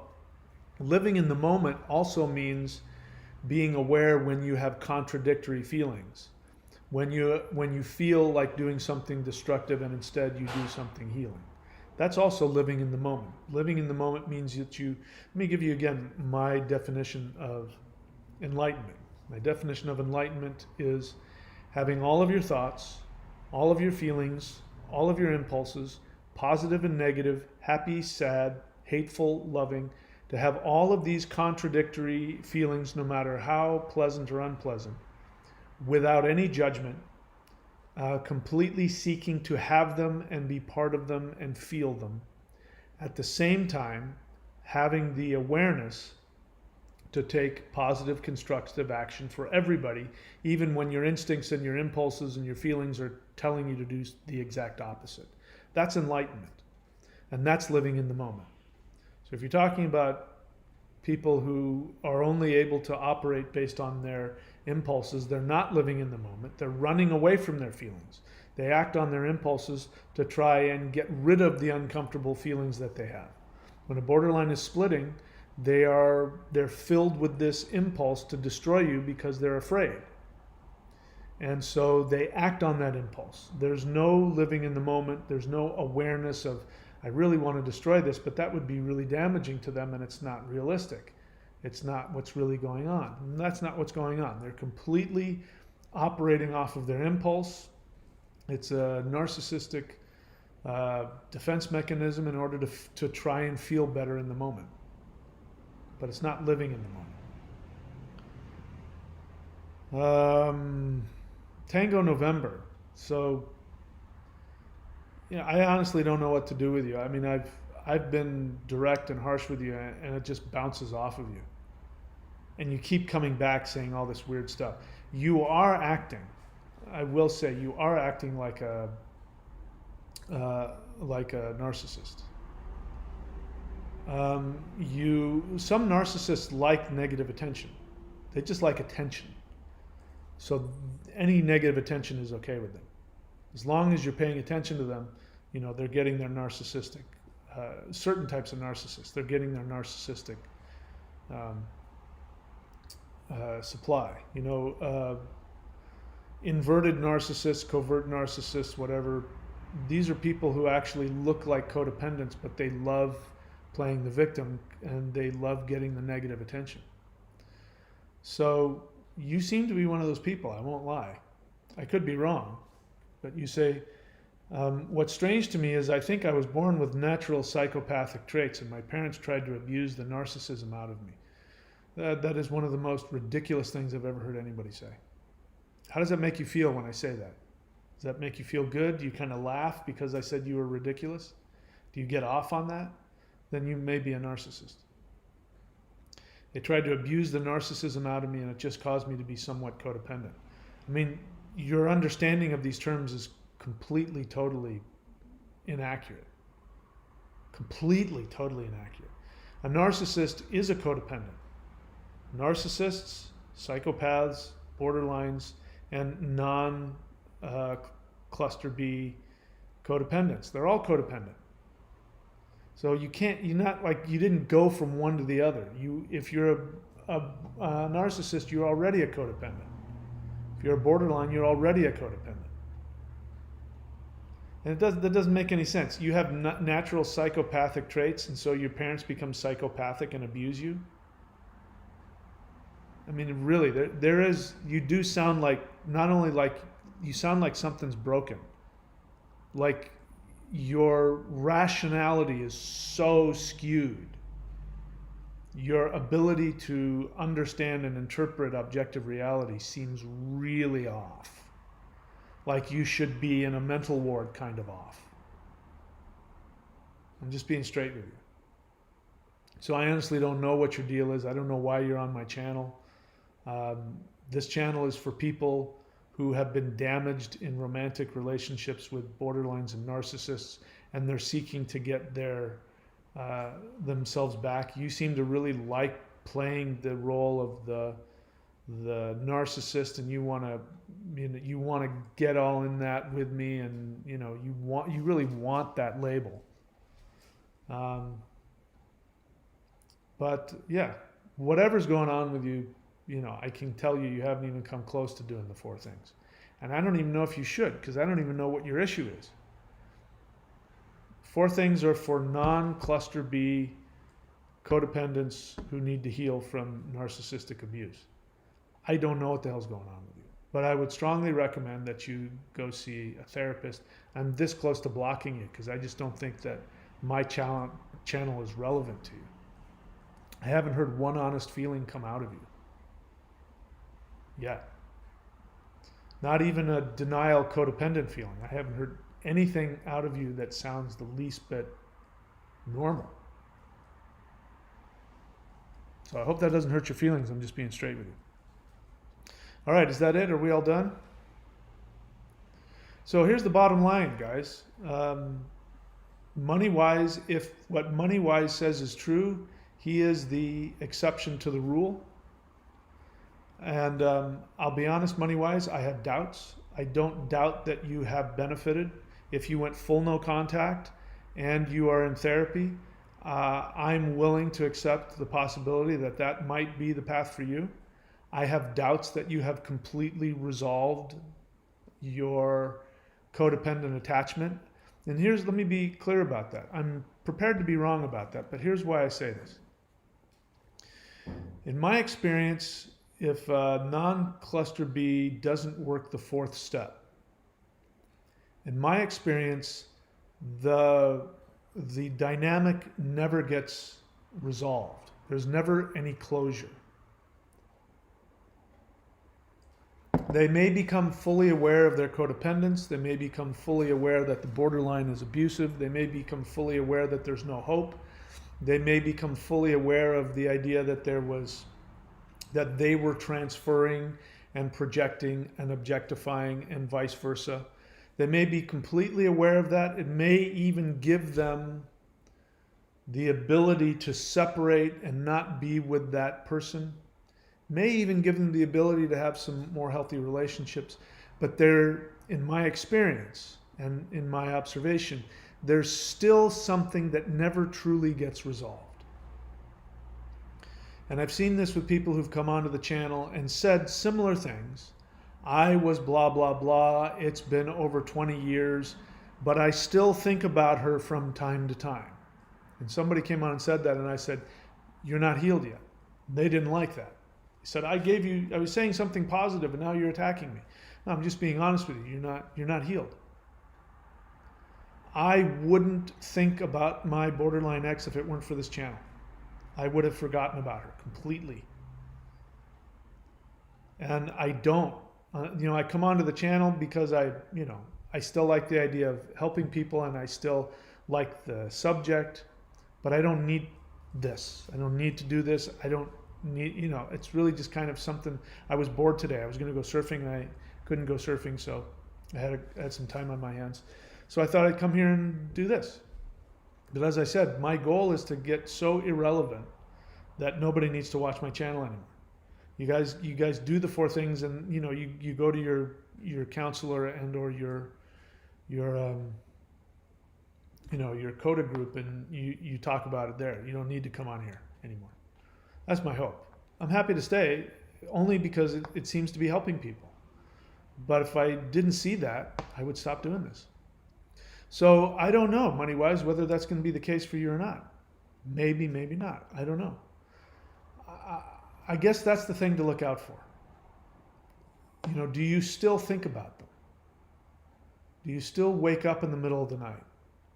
Do you still miss the intensity of the love bombing? Do you still sometimes think, what if I did this and what if I did that?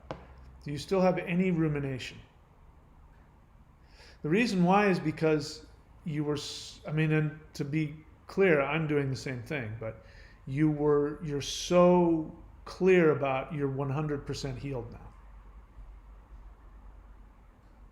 So, I don't know. I honestly don't know. But I would look at that if you're interested. You can do whatever the hell you want. You don't have to do anything I suggest. But that will be, for me, that would be the thing. If you still ruminate, if there's still some lack of closure, that's the real thing, the lack of closure. It never really gets completely healed.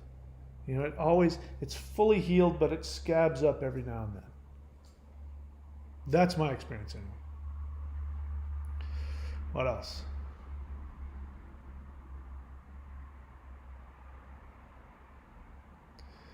Tango November says, you're the first person I've seen to get it right with the borderline destroying the narcissist. So I'm recovering from that. How are you recovering from that? First off, narcissists don't, you do have real serious narcissist. I can feel it. I can feel you getting off on this. I can feel you getting off on the idea of being a narcissist. And the way that you switch from I'm a narcissist to I'm a codependent to, I was born this way, this makes you unique. So your grandiosity is coming out. I was born psychopathic. Maybe you were, I don't know. But you're definitely grandiose about that. You're not a normal human. You're different from the rest of us because you were born psychopathic. And then that turned your parents into psychopaths. So your parents then became narcissistic to somehow punish the narcissism out of you, which doesn't make any sense. It sounds like a fantasy. It sounds like your fantasy of what you want to do to other people. You've even said that. You've even said, I wish I had psychopathic traits. So you're clearly, giving that to your parents. So you still want to blame them. They turned you into a codependent. Again, it doesn't work like that. You don't go from psychopathy to codependence. You can go from codependence to psychopathy, but it doesn't work like that. You don't understand what these words mean, and you clearly don't have a connection on my channel. You say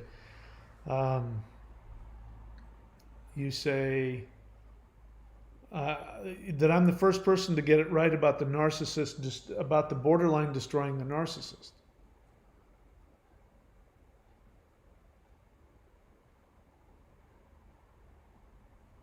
So I'm recovering from that. How are you recovering from that? I don't see you doing anything. Are you in therapy? What are you doing to recover from that? There's definitely something's not, there's definitely some, you're not hearing, you're not understanding, you're definitely in your own world. And I don't know exactly what it means. Mike, so you asked me a question, Fernando? Mike, I was able to realize this person is messed up and toxic. I was also toxic, and I got into the weeds with myself. Doing ice bath meditations therapy, just missing the 12 steps. So you're the second person now. Why are you telling me? I don't even know you exist. Why are you telling me you didn't do the 12 steps? Okay. Are you saying that you're good without the 12 steps too? Well, good for you. I couldn't do it. And I'm willing to bet that if I sat down and talked with you, we would find out you're not as okay as you're presenting yourself to me. But I could be wrong. I only know what works for me. And again, here's another thing. Why would you not do something that works? Why put the effort into not doing it?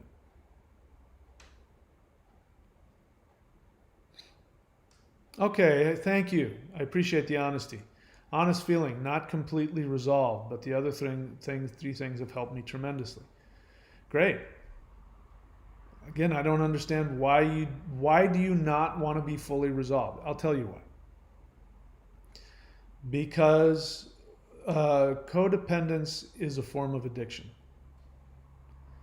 And if you resolve your codependence, you will be forced to feel very uncomfortable things. It goes back to this. It's the same thing with borderlines.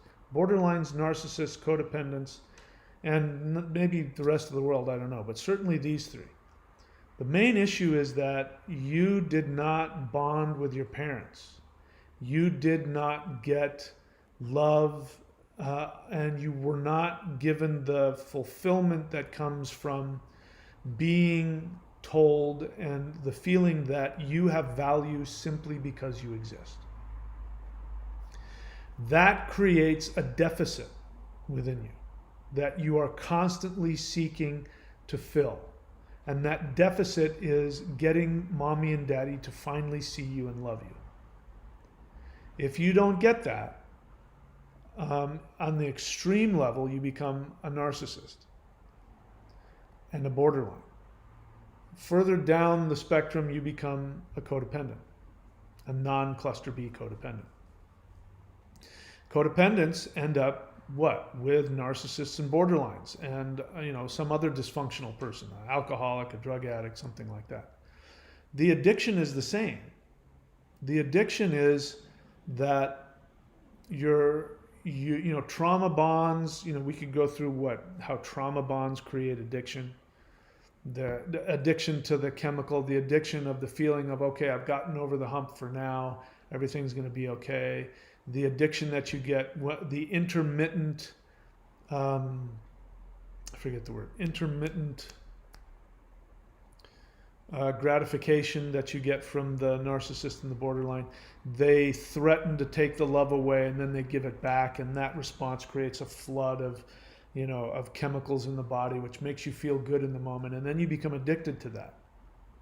So they use that, they yo-yo you back and forth because you're now addicted to the rush of endorphins that happens when they turn around and take you back in. So the reason why people don't want to do the 12 steps is because they don't want to get rid of that addiction. That addiction for the codependent is still wanting to get mommy and daddy's love. When you become completely individuated, the 12 steps are all about, in fact, in my experience, they are the most profound, effective way to individuate. When you become fully individuated, your psychological experience is that you will be killing your parents. There's only one or two verses in the whole Bible that I like. One of them is this. Jesus was traveling through some village and in Galilee, and some guy comes running out of his house, and he gets on his knees before Jesus and he says, Teacher, I want to follow you. Just let me bury my parents first. And Jesus says, if you can't kill your mother and your father, your brother and your sister, and even your own life for me, you're not worthy of me. And to that, the man was very sad, and he turned around and he walked back, and it was very saddening for him. And the way, especially 2,000 years ago, Jewish society, back then, they didn't burn, Jewish people buried their parents. And the Jewish society is completely, totally focused on honoring your parents. If you don't honor your parents, you're the worst person that ever existed. And so one of the most disrespectful things you can do is to leave your parents' body out to rot in the hot Middle Eastern sun. It's absolutely you're the worst person that ever existed if you do that. So one of the greatest responsibilities a person has is to bury their parents and honor them.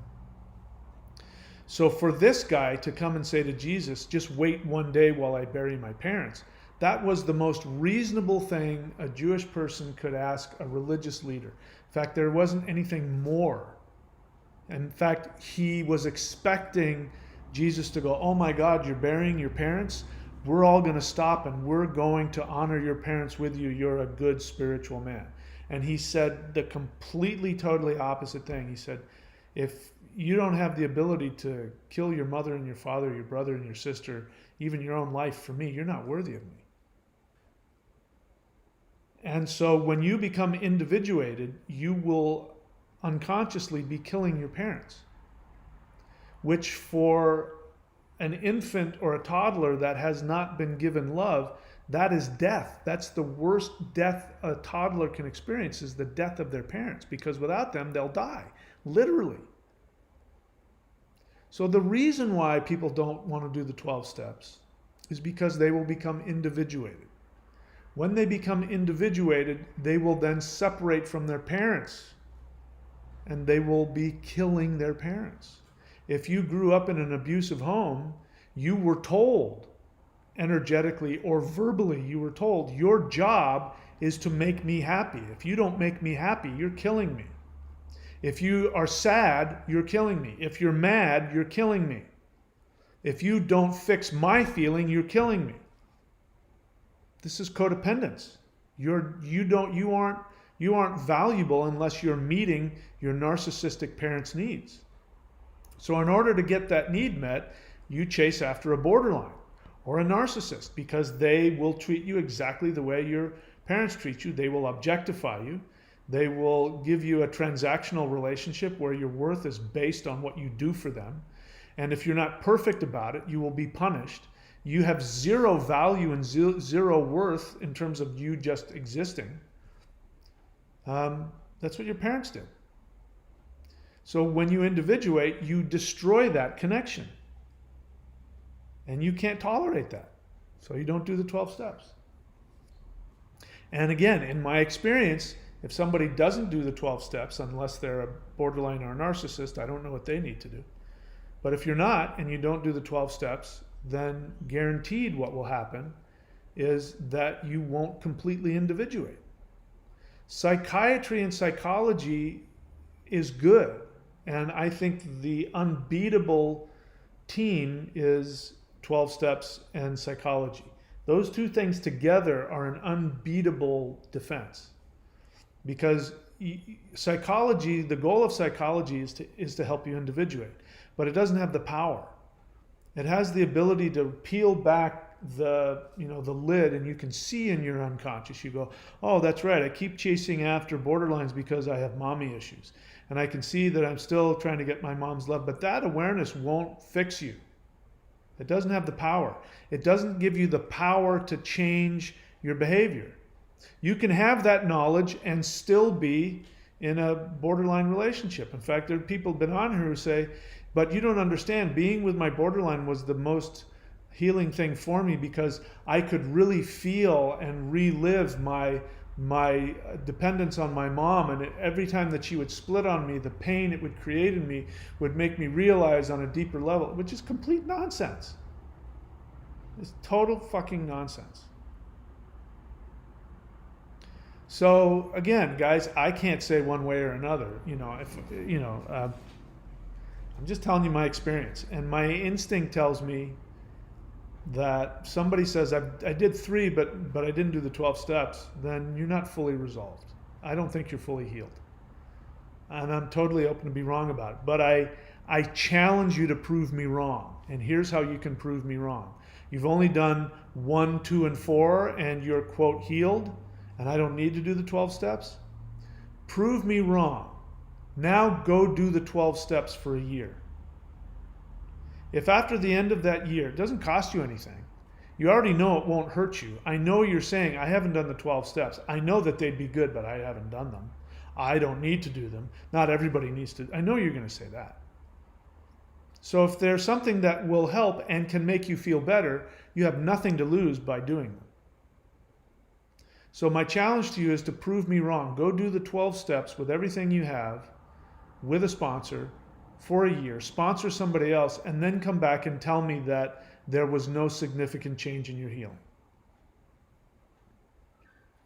All right, what else? Yeah, intermittent reinforcement. Thank you. That's what it's called. Tango November, I know what you meant. I even responded to what you meant.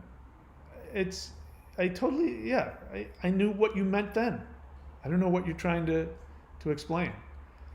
When I said, listen, and the reason why I'm repeating this is because codependence, you also have this fantasy. You'll never be able to pull it off, but you also have this fantasy as well. When I said I wanted to be a psychopath, if traits, I meant the way they seem to charm people and get away with stuff. I know. That's called manipulation. This is what I mean. You're kind of thick when it comes to understanding what these words mean. That's called manipulation. I understood it the first time. You wanted to have the traits of a psychopath because you wanted to get away with manipulating people. And you wanted to be able to get away with manipulating them so that they would give you what you selfishly, narcissistically want. I didn't miss that the first time. When I said I wanted a psychopath of traits, I meant the way they seem to charm people and get away with stuff. I was just born with the destructive impulses, none of the manipulative stuff. What the fuck are you talking about? Destructive impulses are manipulation. Violence is a form of manipulation. Torture is a form of manipulation. This is what I mean. You're not getting it. You seem to be, again, forgive the words, but you're kind of thick when it comes to understanding some of these things. You're not making the connections. That's what gives me the feeling that something's off with you. I don't know, but I mean, like you should be in a ward with a doctor. I mean, like you're not, it makes me feel like you can't function well in society. Again, I only know what I read, so I could be totally wrong about that.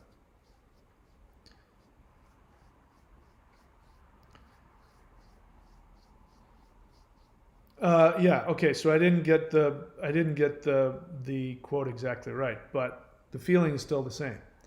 Let the dead bury themselves. But he also said, you know, if you can't deny mother and father, you're not worthy of me. It's the same thing. I didn't say it exactly right.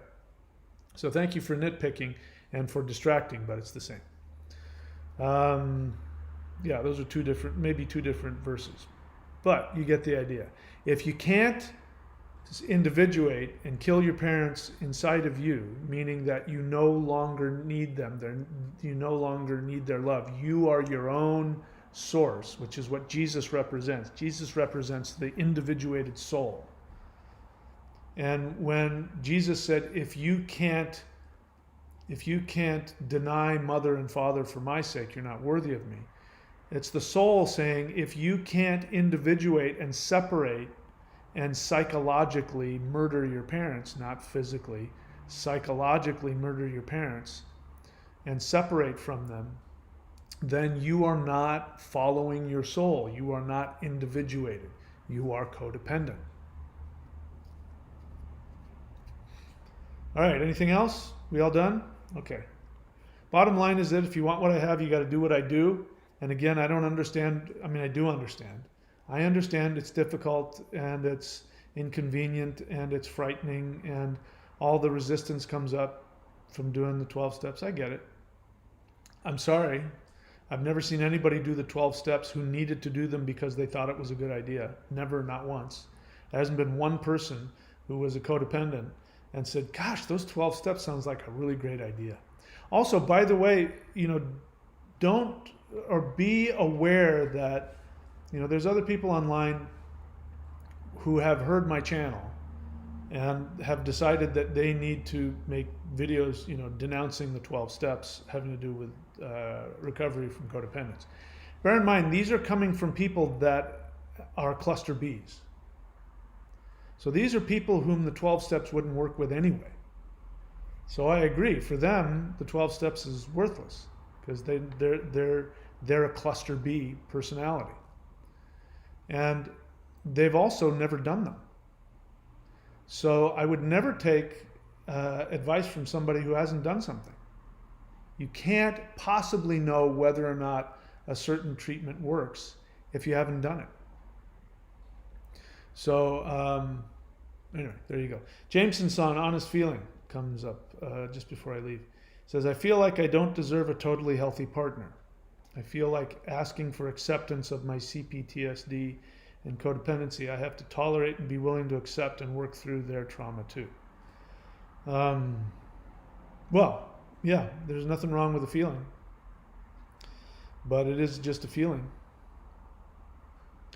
I know you, Jameson-san, and I would say that you definitely deserve a totally healthy partner. I mean, I don't know what totally healthy means.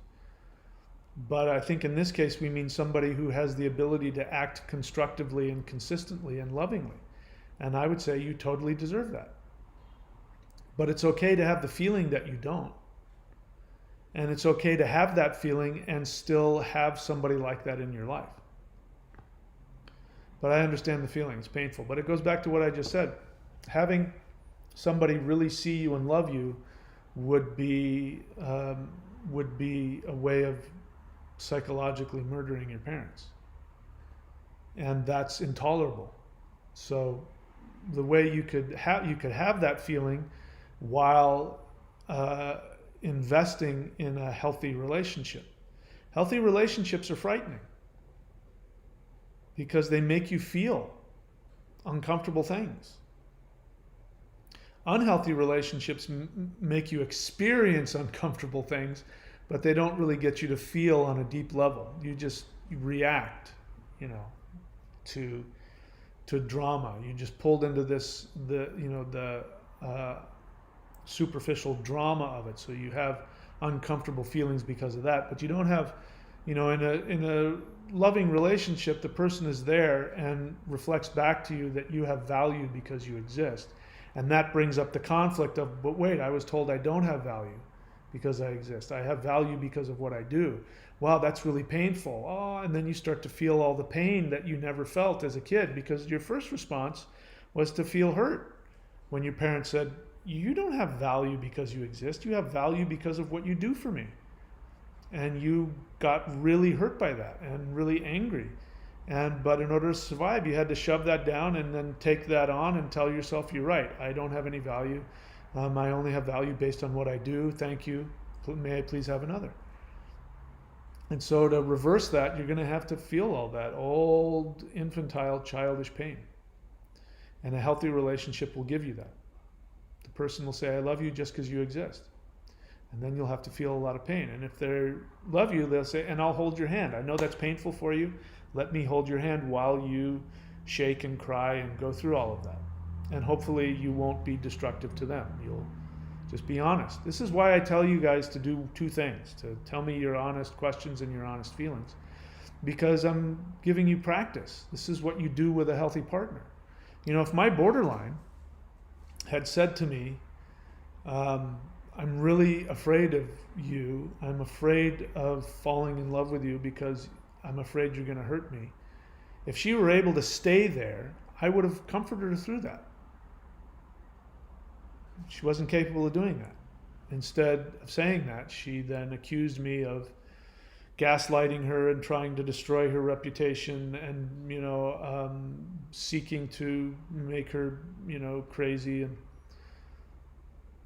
so she acted out instead of being able to go deep and say what she really wanted to say was, I'm really afraid. And what you just said triggered me and I feel like you're going to kill me.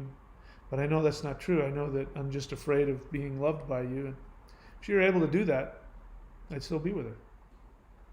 Not only would I still be with her, I'd fucking marry her. What I want from a partner is the ability to have all of their negative feelings and look me in the face and tell me their negative feelings, own their negative feelings. Don't take them out on me, but to have them. If they can look me in the face and say, I'm really afraid or I'm really angry with you and this is how I'm feeling at this moment, I would pull out a ring, because that's what you're going to see. When somebody is at their worst and they're able to still be constructive and stay cooperative and connective, that's the best it gets. Then it's only, the rest of it will be good. It's not that, on borderlines were, the sex was great with the borderline when she loved you. That isn't what drove you away. What drove you away was when she discarded you, when she attacked you. But if she could have all those negative feelings and still act positively, we'd still be there. So Tango November, like I said, I'm this close to blocking you because I'm not even sure this channel is relevant to you. I'm not sure you're getting it. And I don't know that I want to give you all this this supply, but let's see, what do you have to say here? And what did I say about asking questions? Were you not paying attention? So why can't any of us, and again, you haven't done the four things. So any of the questions you ask are kind of meaningless if you haven't done the four things. I answer people's questions who haven't done the four things so I can point out to them, help them see and feel motivated to do the four things. But I don't have any sense that you're in the slightest bit interested. So why can't any of us pull out of the manipulation like them? Why do you want me? Why should I answer that? You want me to help you manipulate? What makes you think that's what I'm here to do? Yes, I would like to get what I want like everyone else. Oh, everyone else wants to manipulate people? So everyone else wants to be selfish and narcissistic? Oh, so you just want to be like everyone else. Seems more like a superpower than a disadvantage to manipulate. Yeah, there's something broken in you, pal. Sorry to say it. Something's not right with you. If you were a codependent and I was saying these kinds of things to you, you might be defensive, but you would portray yourself as somebody who was actually, I'm truly loving, I'm truly this, I'm truly that. But you're honest. No, I want to manipulate. Why can't I manipulate? What do you mean? I'm just like everybody else. I just want to manipulate. And again, what about this channel tells you that that's what I'm here to do?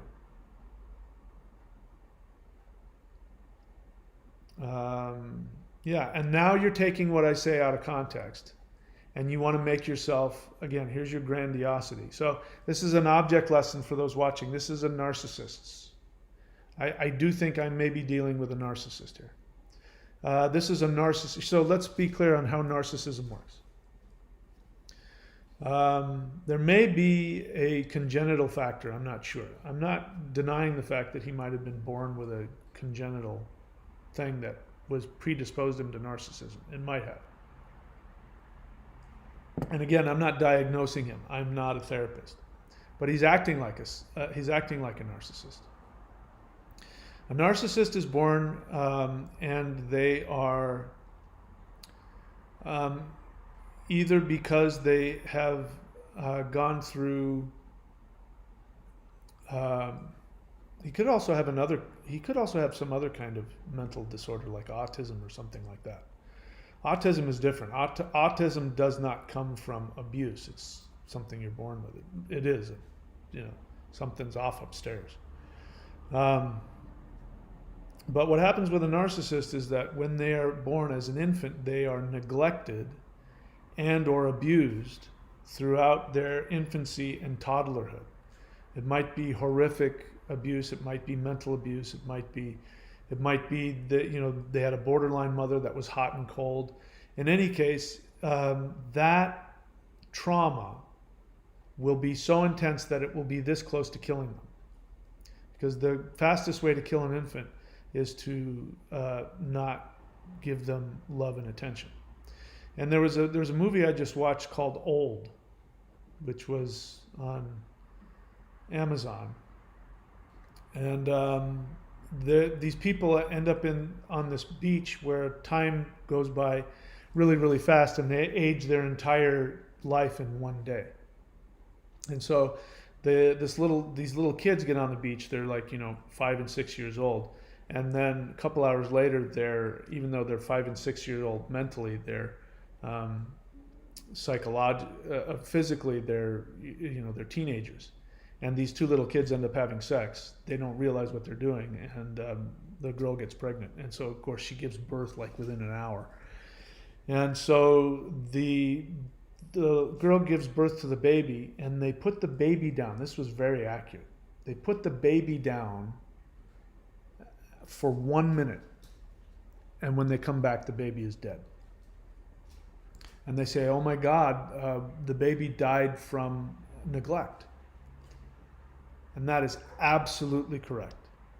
When an infant, not that 1 minute, but if 1 minute is equal to 3 years or something like that, you look away for 3 years, that meant that infant went 3 years without human contact, and that's what killed her, or killed the baby. And that is absolutely true. With borderlines and narcissists, they came this close to dying. That's why I am not saying anything negative about them. I'm not stigmatizing them. I can't imagine a worse life. I can't imagine a more difficult life, which is why I don't judge them for splitting. But it doesn't mean I want to volunteer for it either. I'm not going to volunteer for it. But I don't judge them for splitting. I would split too. I mean, why? How could you not? They can't help it. So what happens is the narcissist is an even potentially an even more a more extreme version of that. So in order to survive, The narcissist got the impression that they have no value, that they have no worth, they have no identity because they had no significant interaction with their parents. So they have no identity. It's a horrific state. They're full of undeniable pain and emptiness. And so even as infants, they start to create a false fantasy. It's a firewall, because if they feel for 1 second that you see them for who they are, as being unworthy, of course that's their experience, if you see them as unworthy of existence, it could kill them. They're aware of this. So in order to survive this, they create a fantasy world where they're the opposite of that, which is perfect. They're godlike, they're grandiose, they're unique, and they deserve love and attention and all of that. They deserve to be worshipped. And if they don't get that, they start to feel this lack of worth, and that's intolerable, so they act out, they lash out aggressively. They're infants, so they only know how to get attention through control. So they're master manipulators, and they control people. And because you are an object, which means their fantasy is a one-dimensional fantasy, meaning that all of the people in their fantasies are literally one-dimensional beings that just serve to fulfill their needs. So they don't have any empathy, because in their fantasy the people aren't real. They're just like these bots running around doing things to build up the narcissist's ego. They meet you in real life and you're a real person for half a second, and then they snapshot you, as Vaknin says, and then they put you in their fantasy, and then you become an object. Their goal is to live in that one-dimensional fantasy. And they try and take that one-dimensional fantasy and project it onto real life. They try to project it onto you. You don't, unless you're a codependent, you don't do that. You're three-dimensional, you have an identity, and you have feelings and desires that are all your own. So when you don't fulfill that, they either discard you, or they attack you, or they destroy you. If they're able to recruit you, because that's what narcissists and borderlines do. They recruit you into their fantasy. So like an honest interaction between a borderline and or a narcissist and a codependent would go like this. In fact, this would be a great script to write. They meet and they sit down. It's the borderline dating agency app, and you know the borderline sitting there, and you walk in, and you're the borderline's gonna interview you to see if she wants you in have a relationship. So she's gonna say, "Hi, okay, I look at you and I see you physically. You remind me of my dad, and so that turns me on. So good, we have a good start. All right, here's what's gonna happen now. I don't have any sense of self, and I'm constantly on the verge of dying from a lack of being loved by my parents. Now, I'm incapable of actually receiving love. So what I'm going to do is I'm going to recruit you. What I'd like for you to do is to play this character. Here's the character I'm playing. In my fantasy, you do this for me and you do that for me. I play the role of the loving, perfect wife, and you love me so much that you never reject me, and I never do anything wrong. You're always there for me in case I flip out and I have problems. You're there to hold my hair while I puke in the toilet. I may go off and sleep with a bunch of other people. I may disappear for months at a time. But in my one-dimensional fantasy, that doesn't bother you. You actually still love me. You're completely focused on my pain and on my all the things that are wrong with me, and you realize that your job is to constantly keep reinforcing me. I won't remember you when I wake up tomorrow. I may not even remember who you are. I may not like you, but that's okay with you. In my one-dimensional fantasy world, you're so devoted to me that you don't let that bother you, and you never leave. And the codependent on the other side looks at that and says, okay, well, I have this need. My fantasy is that I'm neurotic and I can't tolerate myself, but I can't divorce myself from objective reality. But I really wish I could. And my thing is, I want to replay the unresolved love I didn't get from my parents. And they told me that my value was based on what I do for other people. So this is perfect for me, because you're telling me that my only job is to constantly be serving you and taking care of you. And when I'm lucky, you're gonna project all of your unresolved transference of love from your dad onto me. So you're gonna put your daddy issues onto me, which is going to be really great when you're horny and I'm around. So I like that part. And then what you're telling me is that you will give me worth by making my value only what I can do for you. All right, great, let's do this thing. And then she says, okay, so you want to be recruited into my one-dimensional fantasy? Great, we're now together. The narcissist takes it even one step further. It's a recruitment. You're being recruited to be put into a video game. And you're choosing, and by the way, in the fine print, the fine print is, in order to be put into my one-dimensional video game, you have to be willing to give up your three-dimensionality. You have to be willing to give up your autonomy. You have to be willing to give up your identity, and you have to be willing to only be thinking about what my requirements are for the fantasy. You no longer can have any desires of your own, except for the ones that I give you, or the ones that I pretend to allow you to have. So this isn't real connection, it's just transference and projection, and there's a very good chance that it won't last.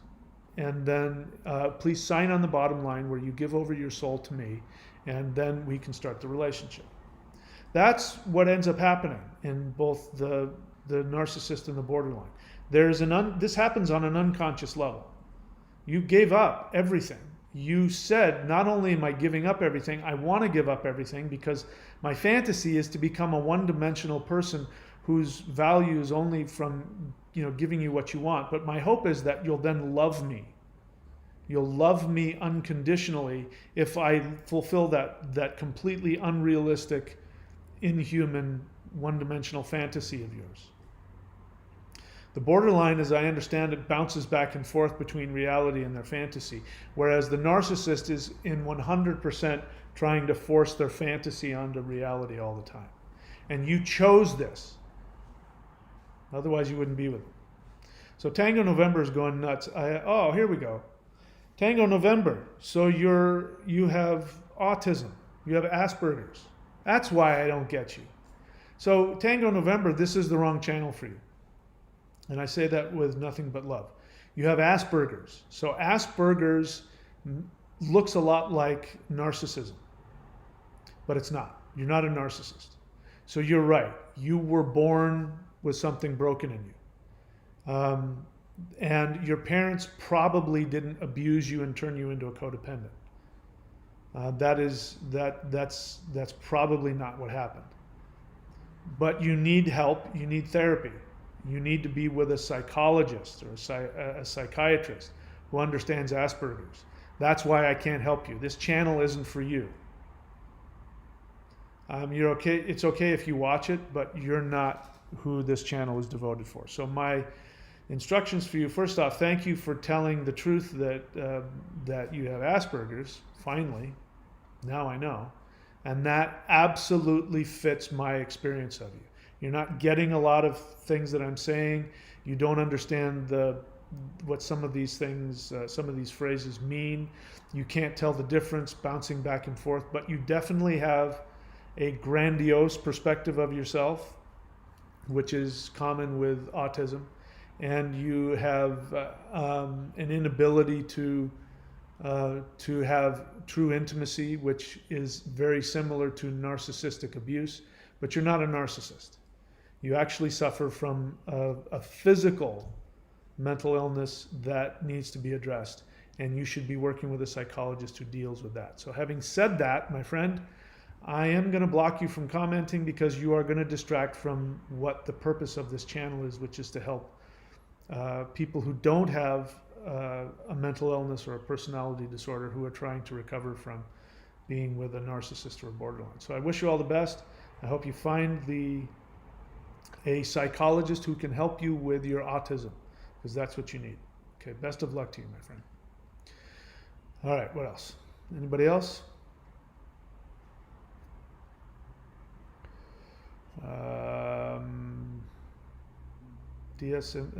Vicrix, honest feeling. So Vicrix, you're not listening to me either. Please do that in all caps, because I almost missed what you said. If you don't want me to miss what you say, then write it in all caps.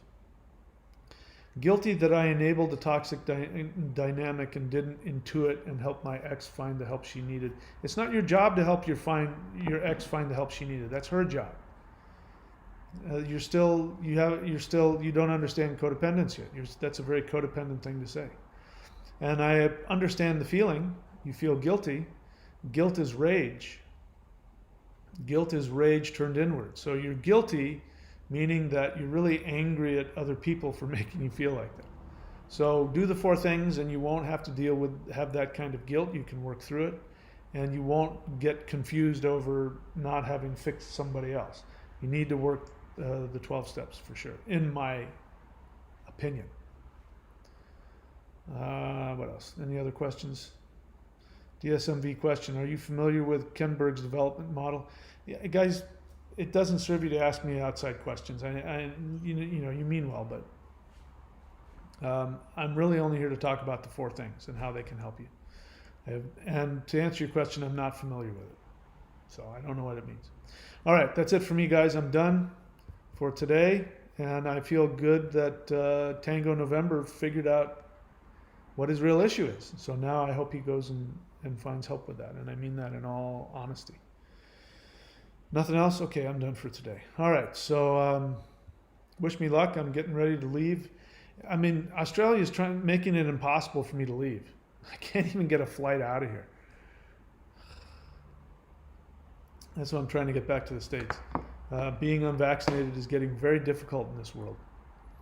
So wish me well. Wish me that I can get on a plane and get the hell out of here and get someplace safe and normal for a while.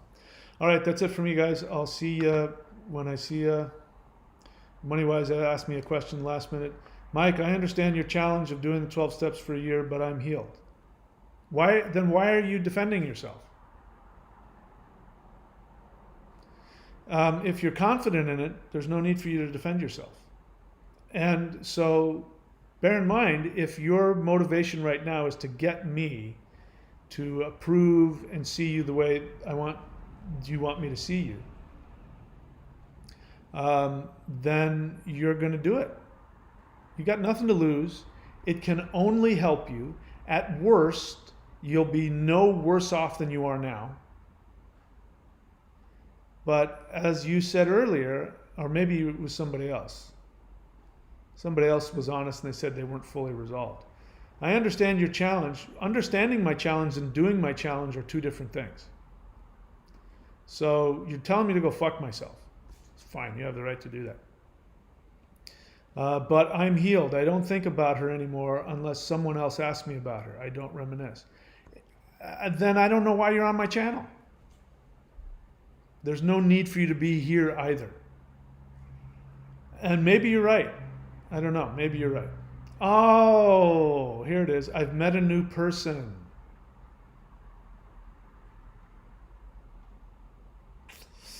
See, I knew there was something. I've met a new person that I will be qualifying hard. What does that mean? You're going to qualify, so you're going to, what, you're going to put her through the steps? You got some test for her? That sounds very codependent, my friend. See, you see, I knew there was, so I'm not denying that's your feeling. And I'm not denying the possibility that you're right. I'm open to that. But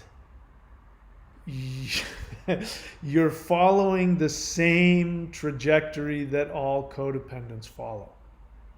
And the first thing a codependent is going to want to do is when they've gotten out of these destructive relationships, they want to find somebody else. I know, I've been there. And when you're in that stage of I'm in a new relationship, there's the the chemicals of there's the projection, there's all the stuff that has to happen in the beginning of the relationship, all the oxytocin and the love chemicals and all that. And to be honest, I can say for myself, if I was in your position and it was 3.5 months out, I wouldn't know. I wouldn't know if the newness of the relationship was covering over and meeting all of my codependent needs. And I wouldn't know if I was truly healed or not. So while I can't say you are or you're not healed, you are, there's nothing about what you're doing that everybody else hasn't done. And again, your unwillingness. Not only your unwillingness, but your need to defend it to me. You need to defend to me that I'm healed. I don't need to do the 12 steps. But if you're really that comfortable, you'd have a more open attitude about it. You're dead set against it. Which is, that's a telling sign in and of itself. So this is how I know somebody's not a codependent. You want to know how I know? If somebody's not a codependent and I say, you need to do the 4 things, and they go, oh, those 12 steps sounds interesting. Or if I say, if you've been with a borderline for any length of time, you are by definition a codependent. If their first response is, oh, thank God, now I finally know what's wrong with me, I'm a codependent. This is why one of the things about Tango November that was giving me a red flag is that he wanted to keep saying he was a codependent. And codependents don't do that, because built into codependency is denial and resistance to recovering from codependence. That's part of it. You can't be a codependent and not have resistance. So the fact that you're so resistant to it is a big red flag, because if you weren't a codependent, you'd be like, that's really interesting. In fact, I want to know if I am or not. Like Tango November, he wanted to know. I think I might be a codependent. I think my parents turned me into a codependent. And I kept saying, that's not how it works. The reason is because he wasn't codependent. That's why he really wanted to, he was looking for something to explain what's going on with him. You don't want it. You want to run away from it. You want to run away from it, and you're not neutral about it. You come onto my channel, you say that my channel helped you immensely. And yet the one thing that I hit on the hardest, in fact, if people are asking me if I can't do all 4, just give me one, I would say without hesitation, do the 12 steps with a sponsor and sponsor somebody else. Especially do that 4th step. It's the most dynamically healing thing there is. And the fact that you are dead set against it, and you need to tell me that, and you need to defend it, and you need to tell me that you're healed, and oh, by the way, I've got a brand new love in my life. I just got out of this destructive relationship. I haven't done any 12-step work, but now I'm in this new relationship, and I'm healed, and I don't need... Maybe you're right. I doubt it. My prediction is, and I hope I'm wrong, but you will find out, because you'll live your life. My prediction for you is, money-wise, is that the relationship will not fix the problem. I don't know enough about the relationship to know, but the relationship will not completely fix the problem. It may even become a problem. You may have even found another codependent relationship. It's likely because that's what happens to unrecovered codependents. What they do is they find other codependent relationships. And if you're in a codependent relationship, the beginning of it is going to feel like the thing that is curing you of all of your problems. I finally found the person who loves me, and it's all going to be okay. So these are just some things to look out for, money-wise, and you'll know. And my challenge to you still stands. I'm never, ever, you're never going to convince me, especially now that I know all this. You're never going to convince me that you're healed and that you, of all people, don't need the 12 steps. And until you take my challenge and prove me wrong, and I challenge you to prove me wrong. And you've got nothing to lose, because if you're in a relationship and it's a healthy relationship, guess what? The 12 steps will only make you a better partner. There's no downside to it. So you have nothing to lose by I'm challenging you and opening it up for you to prove me wrong. Until you take my challenge, I'm always going to have doubts. And that will mean you won't get what you want from me, which is to give you the validation of, yep, you're totally healed. You're good. Bear in mind, why is this important? Codependents can't tolerate being imperfect. That's the transactional nature. Their transactional nature is, in order for me to be loved, I have to be the perfect fixer. I have to be the perfect healer. And that means I can't be seen as having anything wrong with me. That's why codependents can't tolerate the thought of being called codependent. That word dependent drives them crazy, even though that's not what it means. But that I'm imperfect, that there's something lacking in me, that there's anything that you because I judge people that aren't perfect. I judge people that have lack any kind of lack within them. I can't tolerate that. That's because your parents told you your value is based on what you do for me. And if you do it perfectly, which you never did, because name one time your parents ever finally, oh, you finally were perfect, now I love you. It never turned out that way. So you're still trying to be perfect. And part of that perfection is not acknowledging that you're a codependent and you need to work the steps. Because what's the first thing that the steps say? Step one is, I'm powerless over whatever it is. And that is intolerable for a codependent. To not have power to control the situation, that's where I get my entire worth, is by controlling everything and everyone and being the perfect whatever. And how dare you still tell me I'm not perfect? So that's why. The reason why you don't want to do the 12 steps is because you'll have to admit that you're imperfect and you don't have any power. And that's intolerable for a codependent. Prove me wrong. I dare you. What else? All right, that's not a question. Hassan asked a question. I thank you, Mike. Hope to see you in the next video. Why are you leaving Australia during the Australian summer? Because I'm unvaccinated. And they don't want unvaccinated people here. My visa has run out, and they're going to open up the borders. And my prediction is what has happened in Austria will happen here. They will open up the borders, and things, in my prediction, will not work out. What they're hoping is they've vaccinated 80-90% of the population, and now that they've done that, they think that they won't have any COVID. Although, even though if you're vaccinated, you're still more likely to get COVID and transfer it to somebody else. You're still liable to get sick and die in the hospital of it. Even though that's true, they think that now everybody's vaccinated, COVID will come in and they'll be bulletproof. And what will most likely happen is what's been happening in Europe, is that all the vaccinated countries, people are getting sick, they're getting in the hospital, and a lot of people are dying. And so they're responding to that by locking down. And in Austria, they've made it against the law to be unvaccinated. If you don't get vaccinated, they charge you $3,600, and you can't leave your home, and you can't go into restaurants, and you can't get on a bus, and you can't get on a plane. So they're making it very hard for me to get on a plane and leave this country. So I'm trying to get out of here before they end up, literally, I kid you not, before they start putting me into a camp. They're rounding up Aboriginals and putting them in camps. I shit you not. That's the next thing that's going to happen here. So why am I leaving? That's why.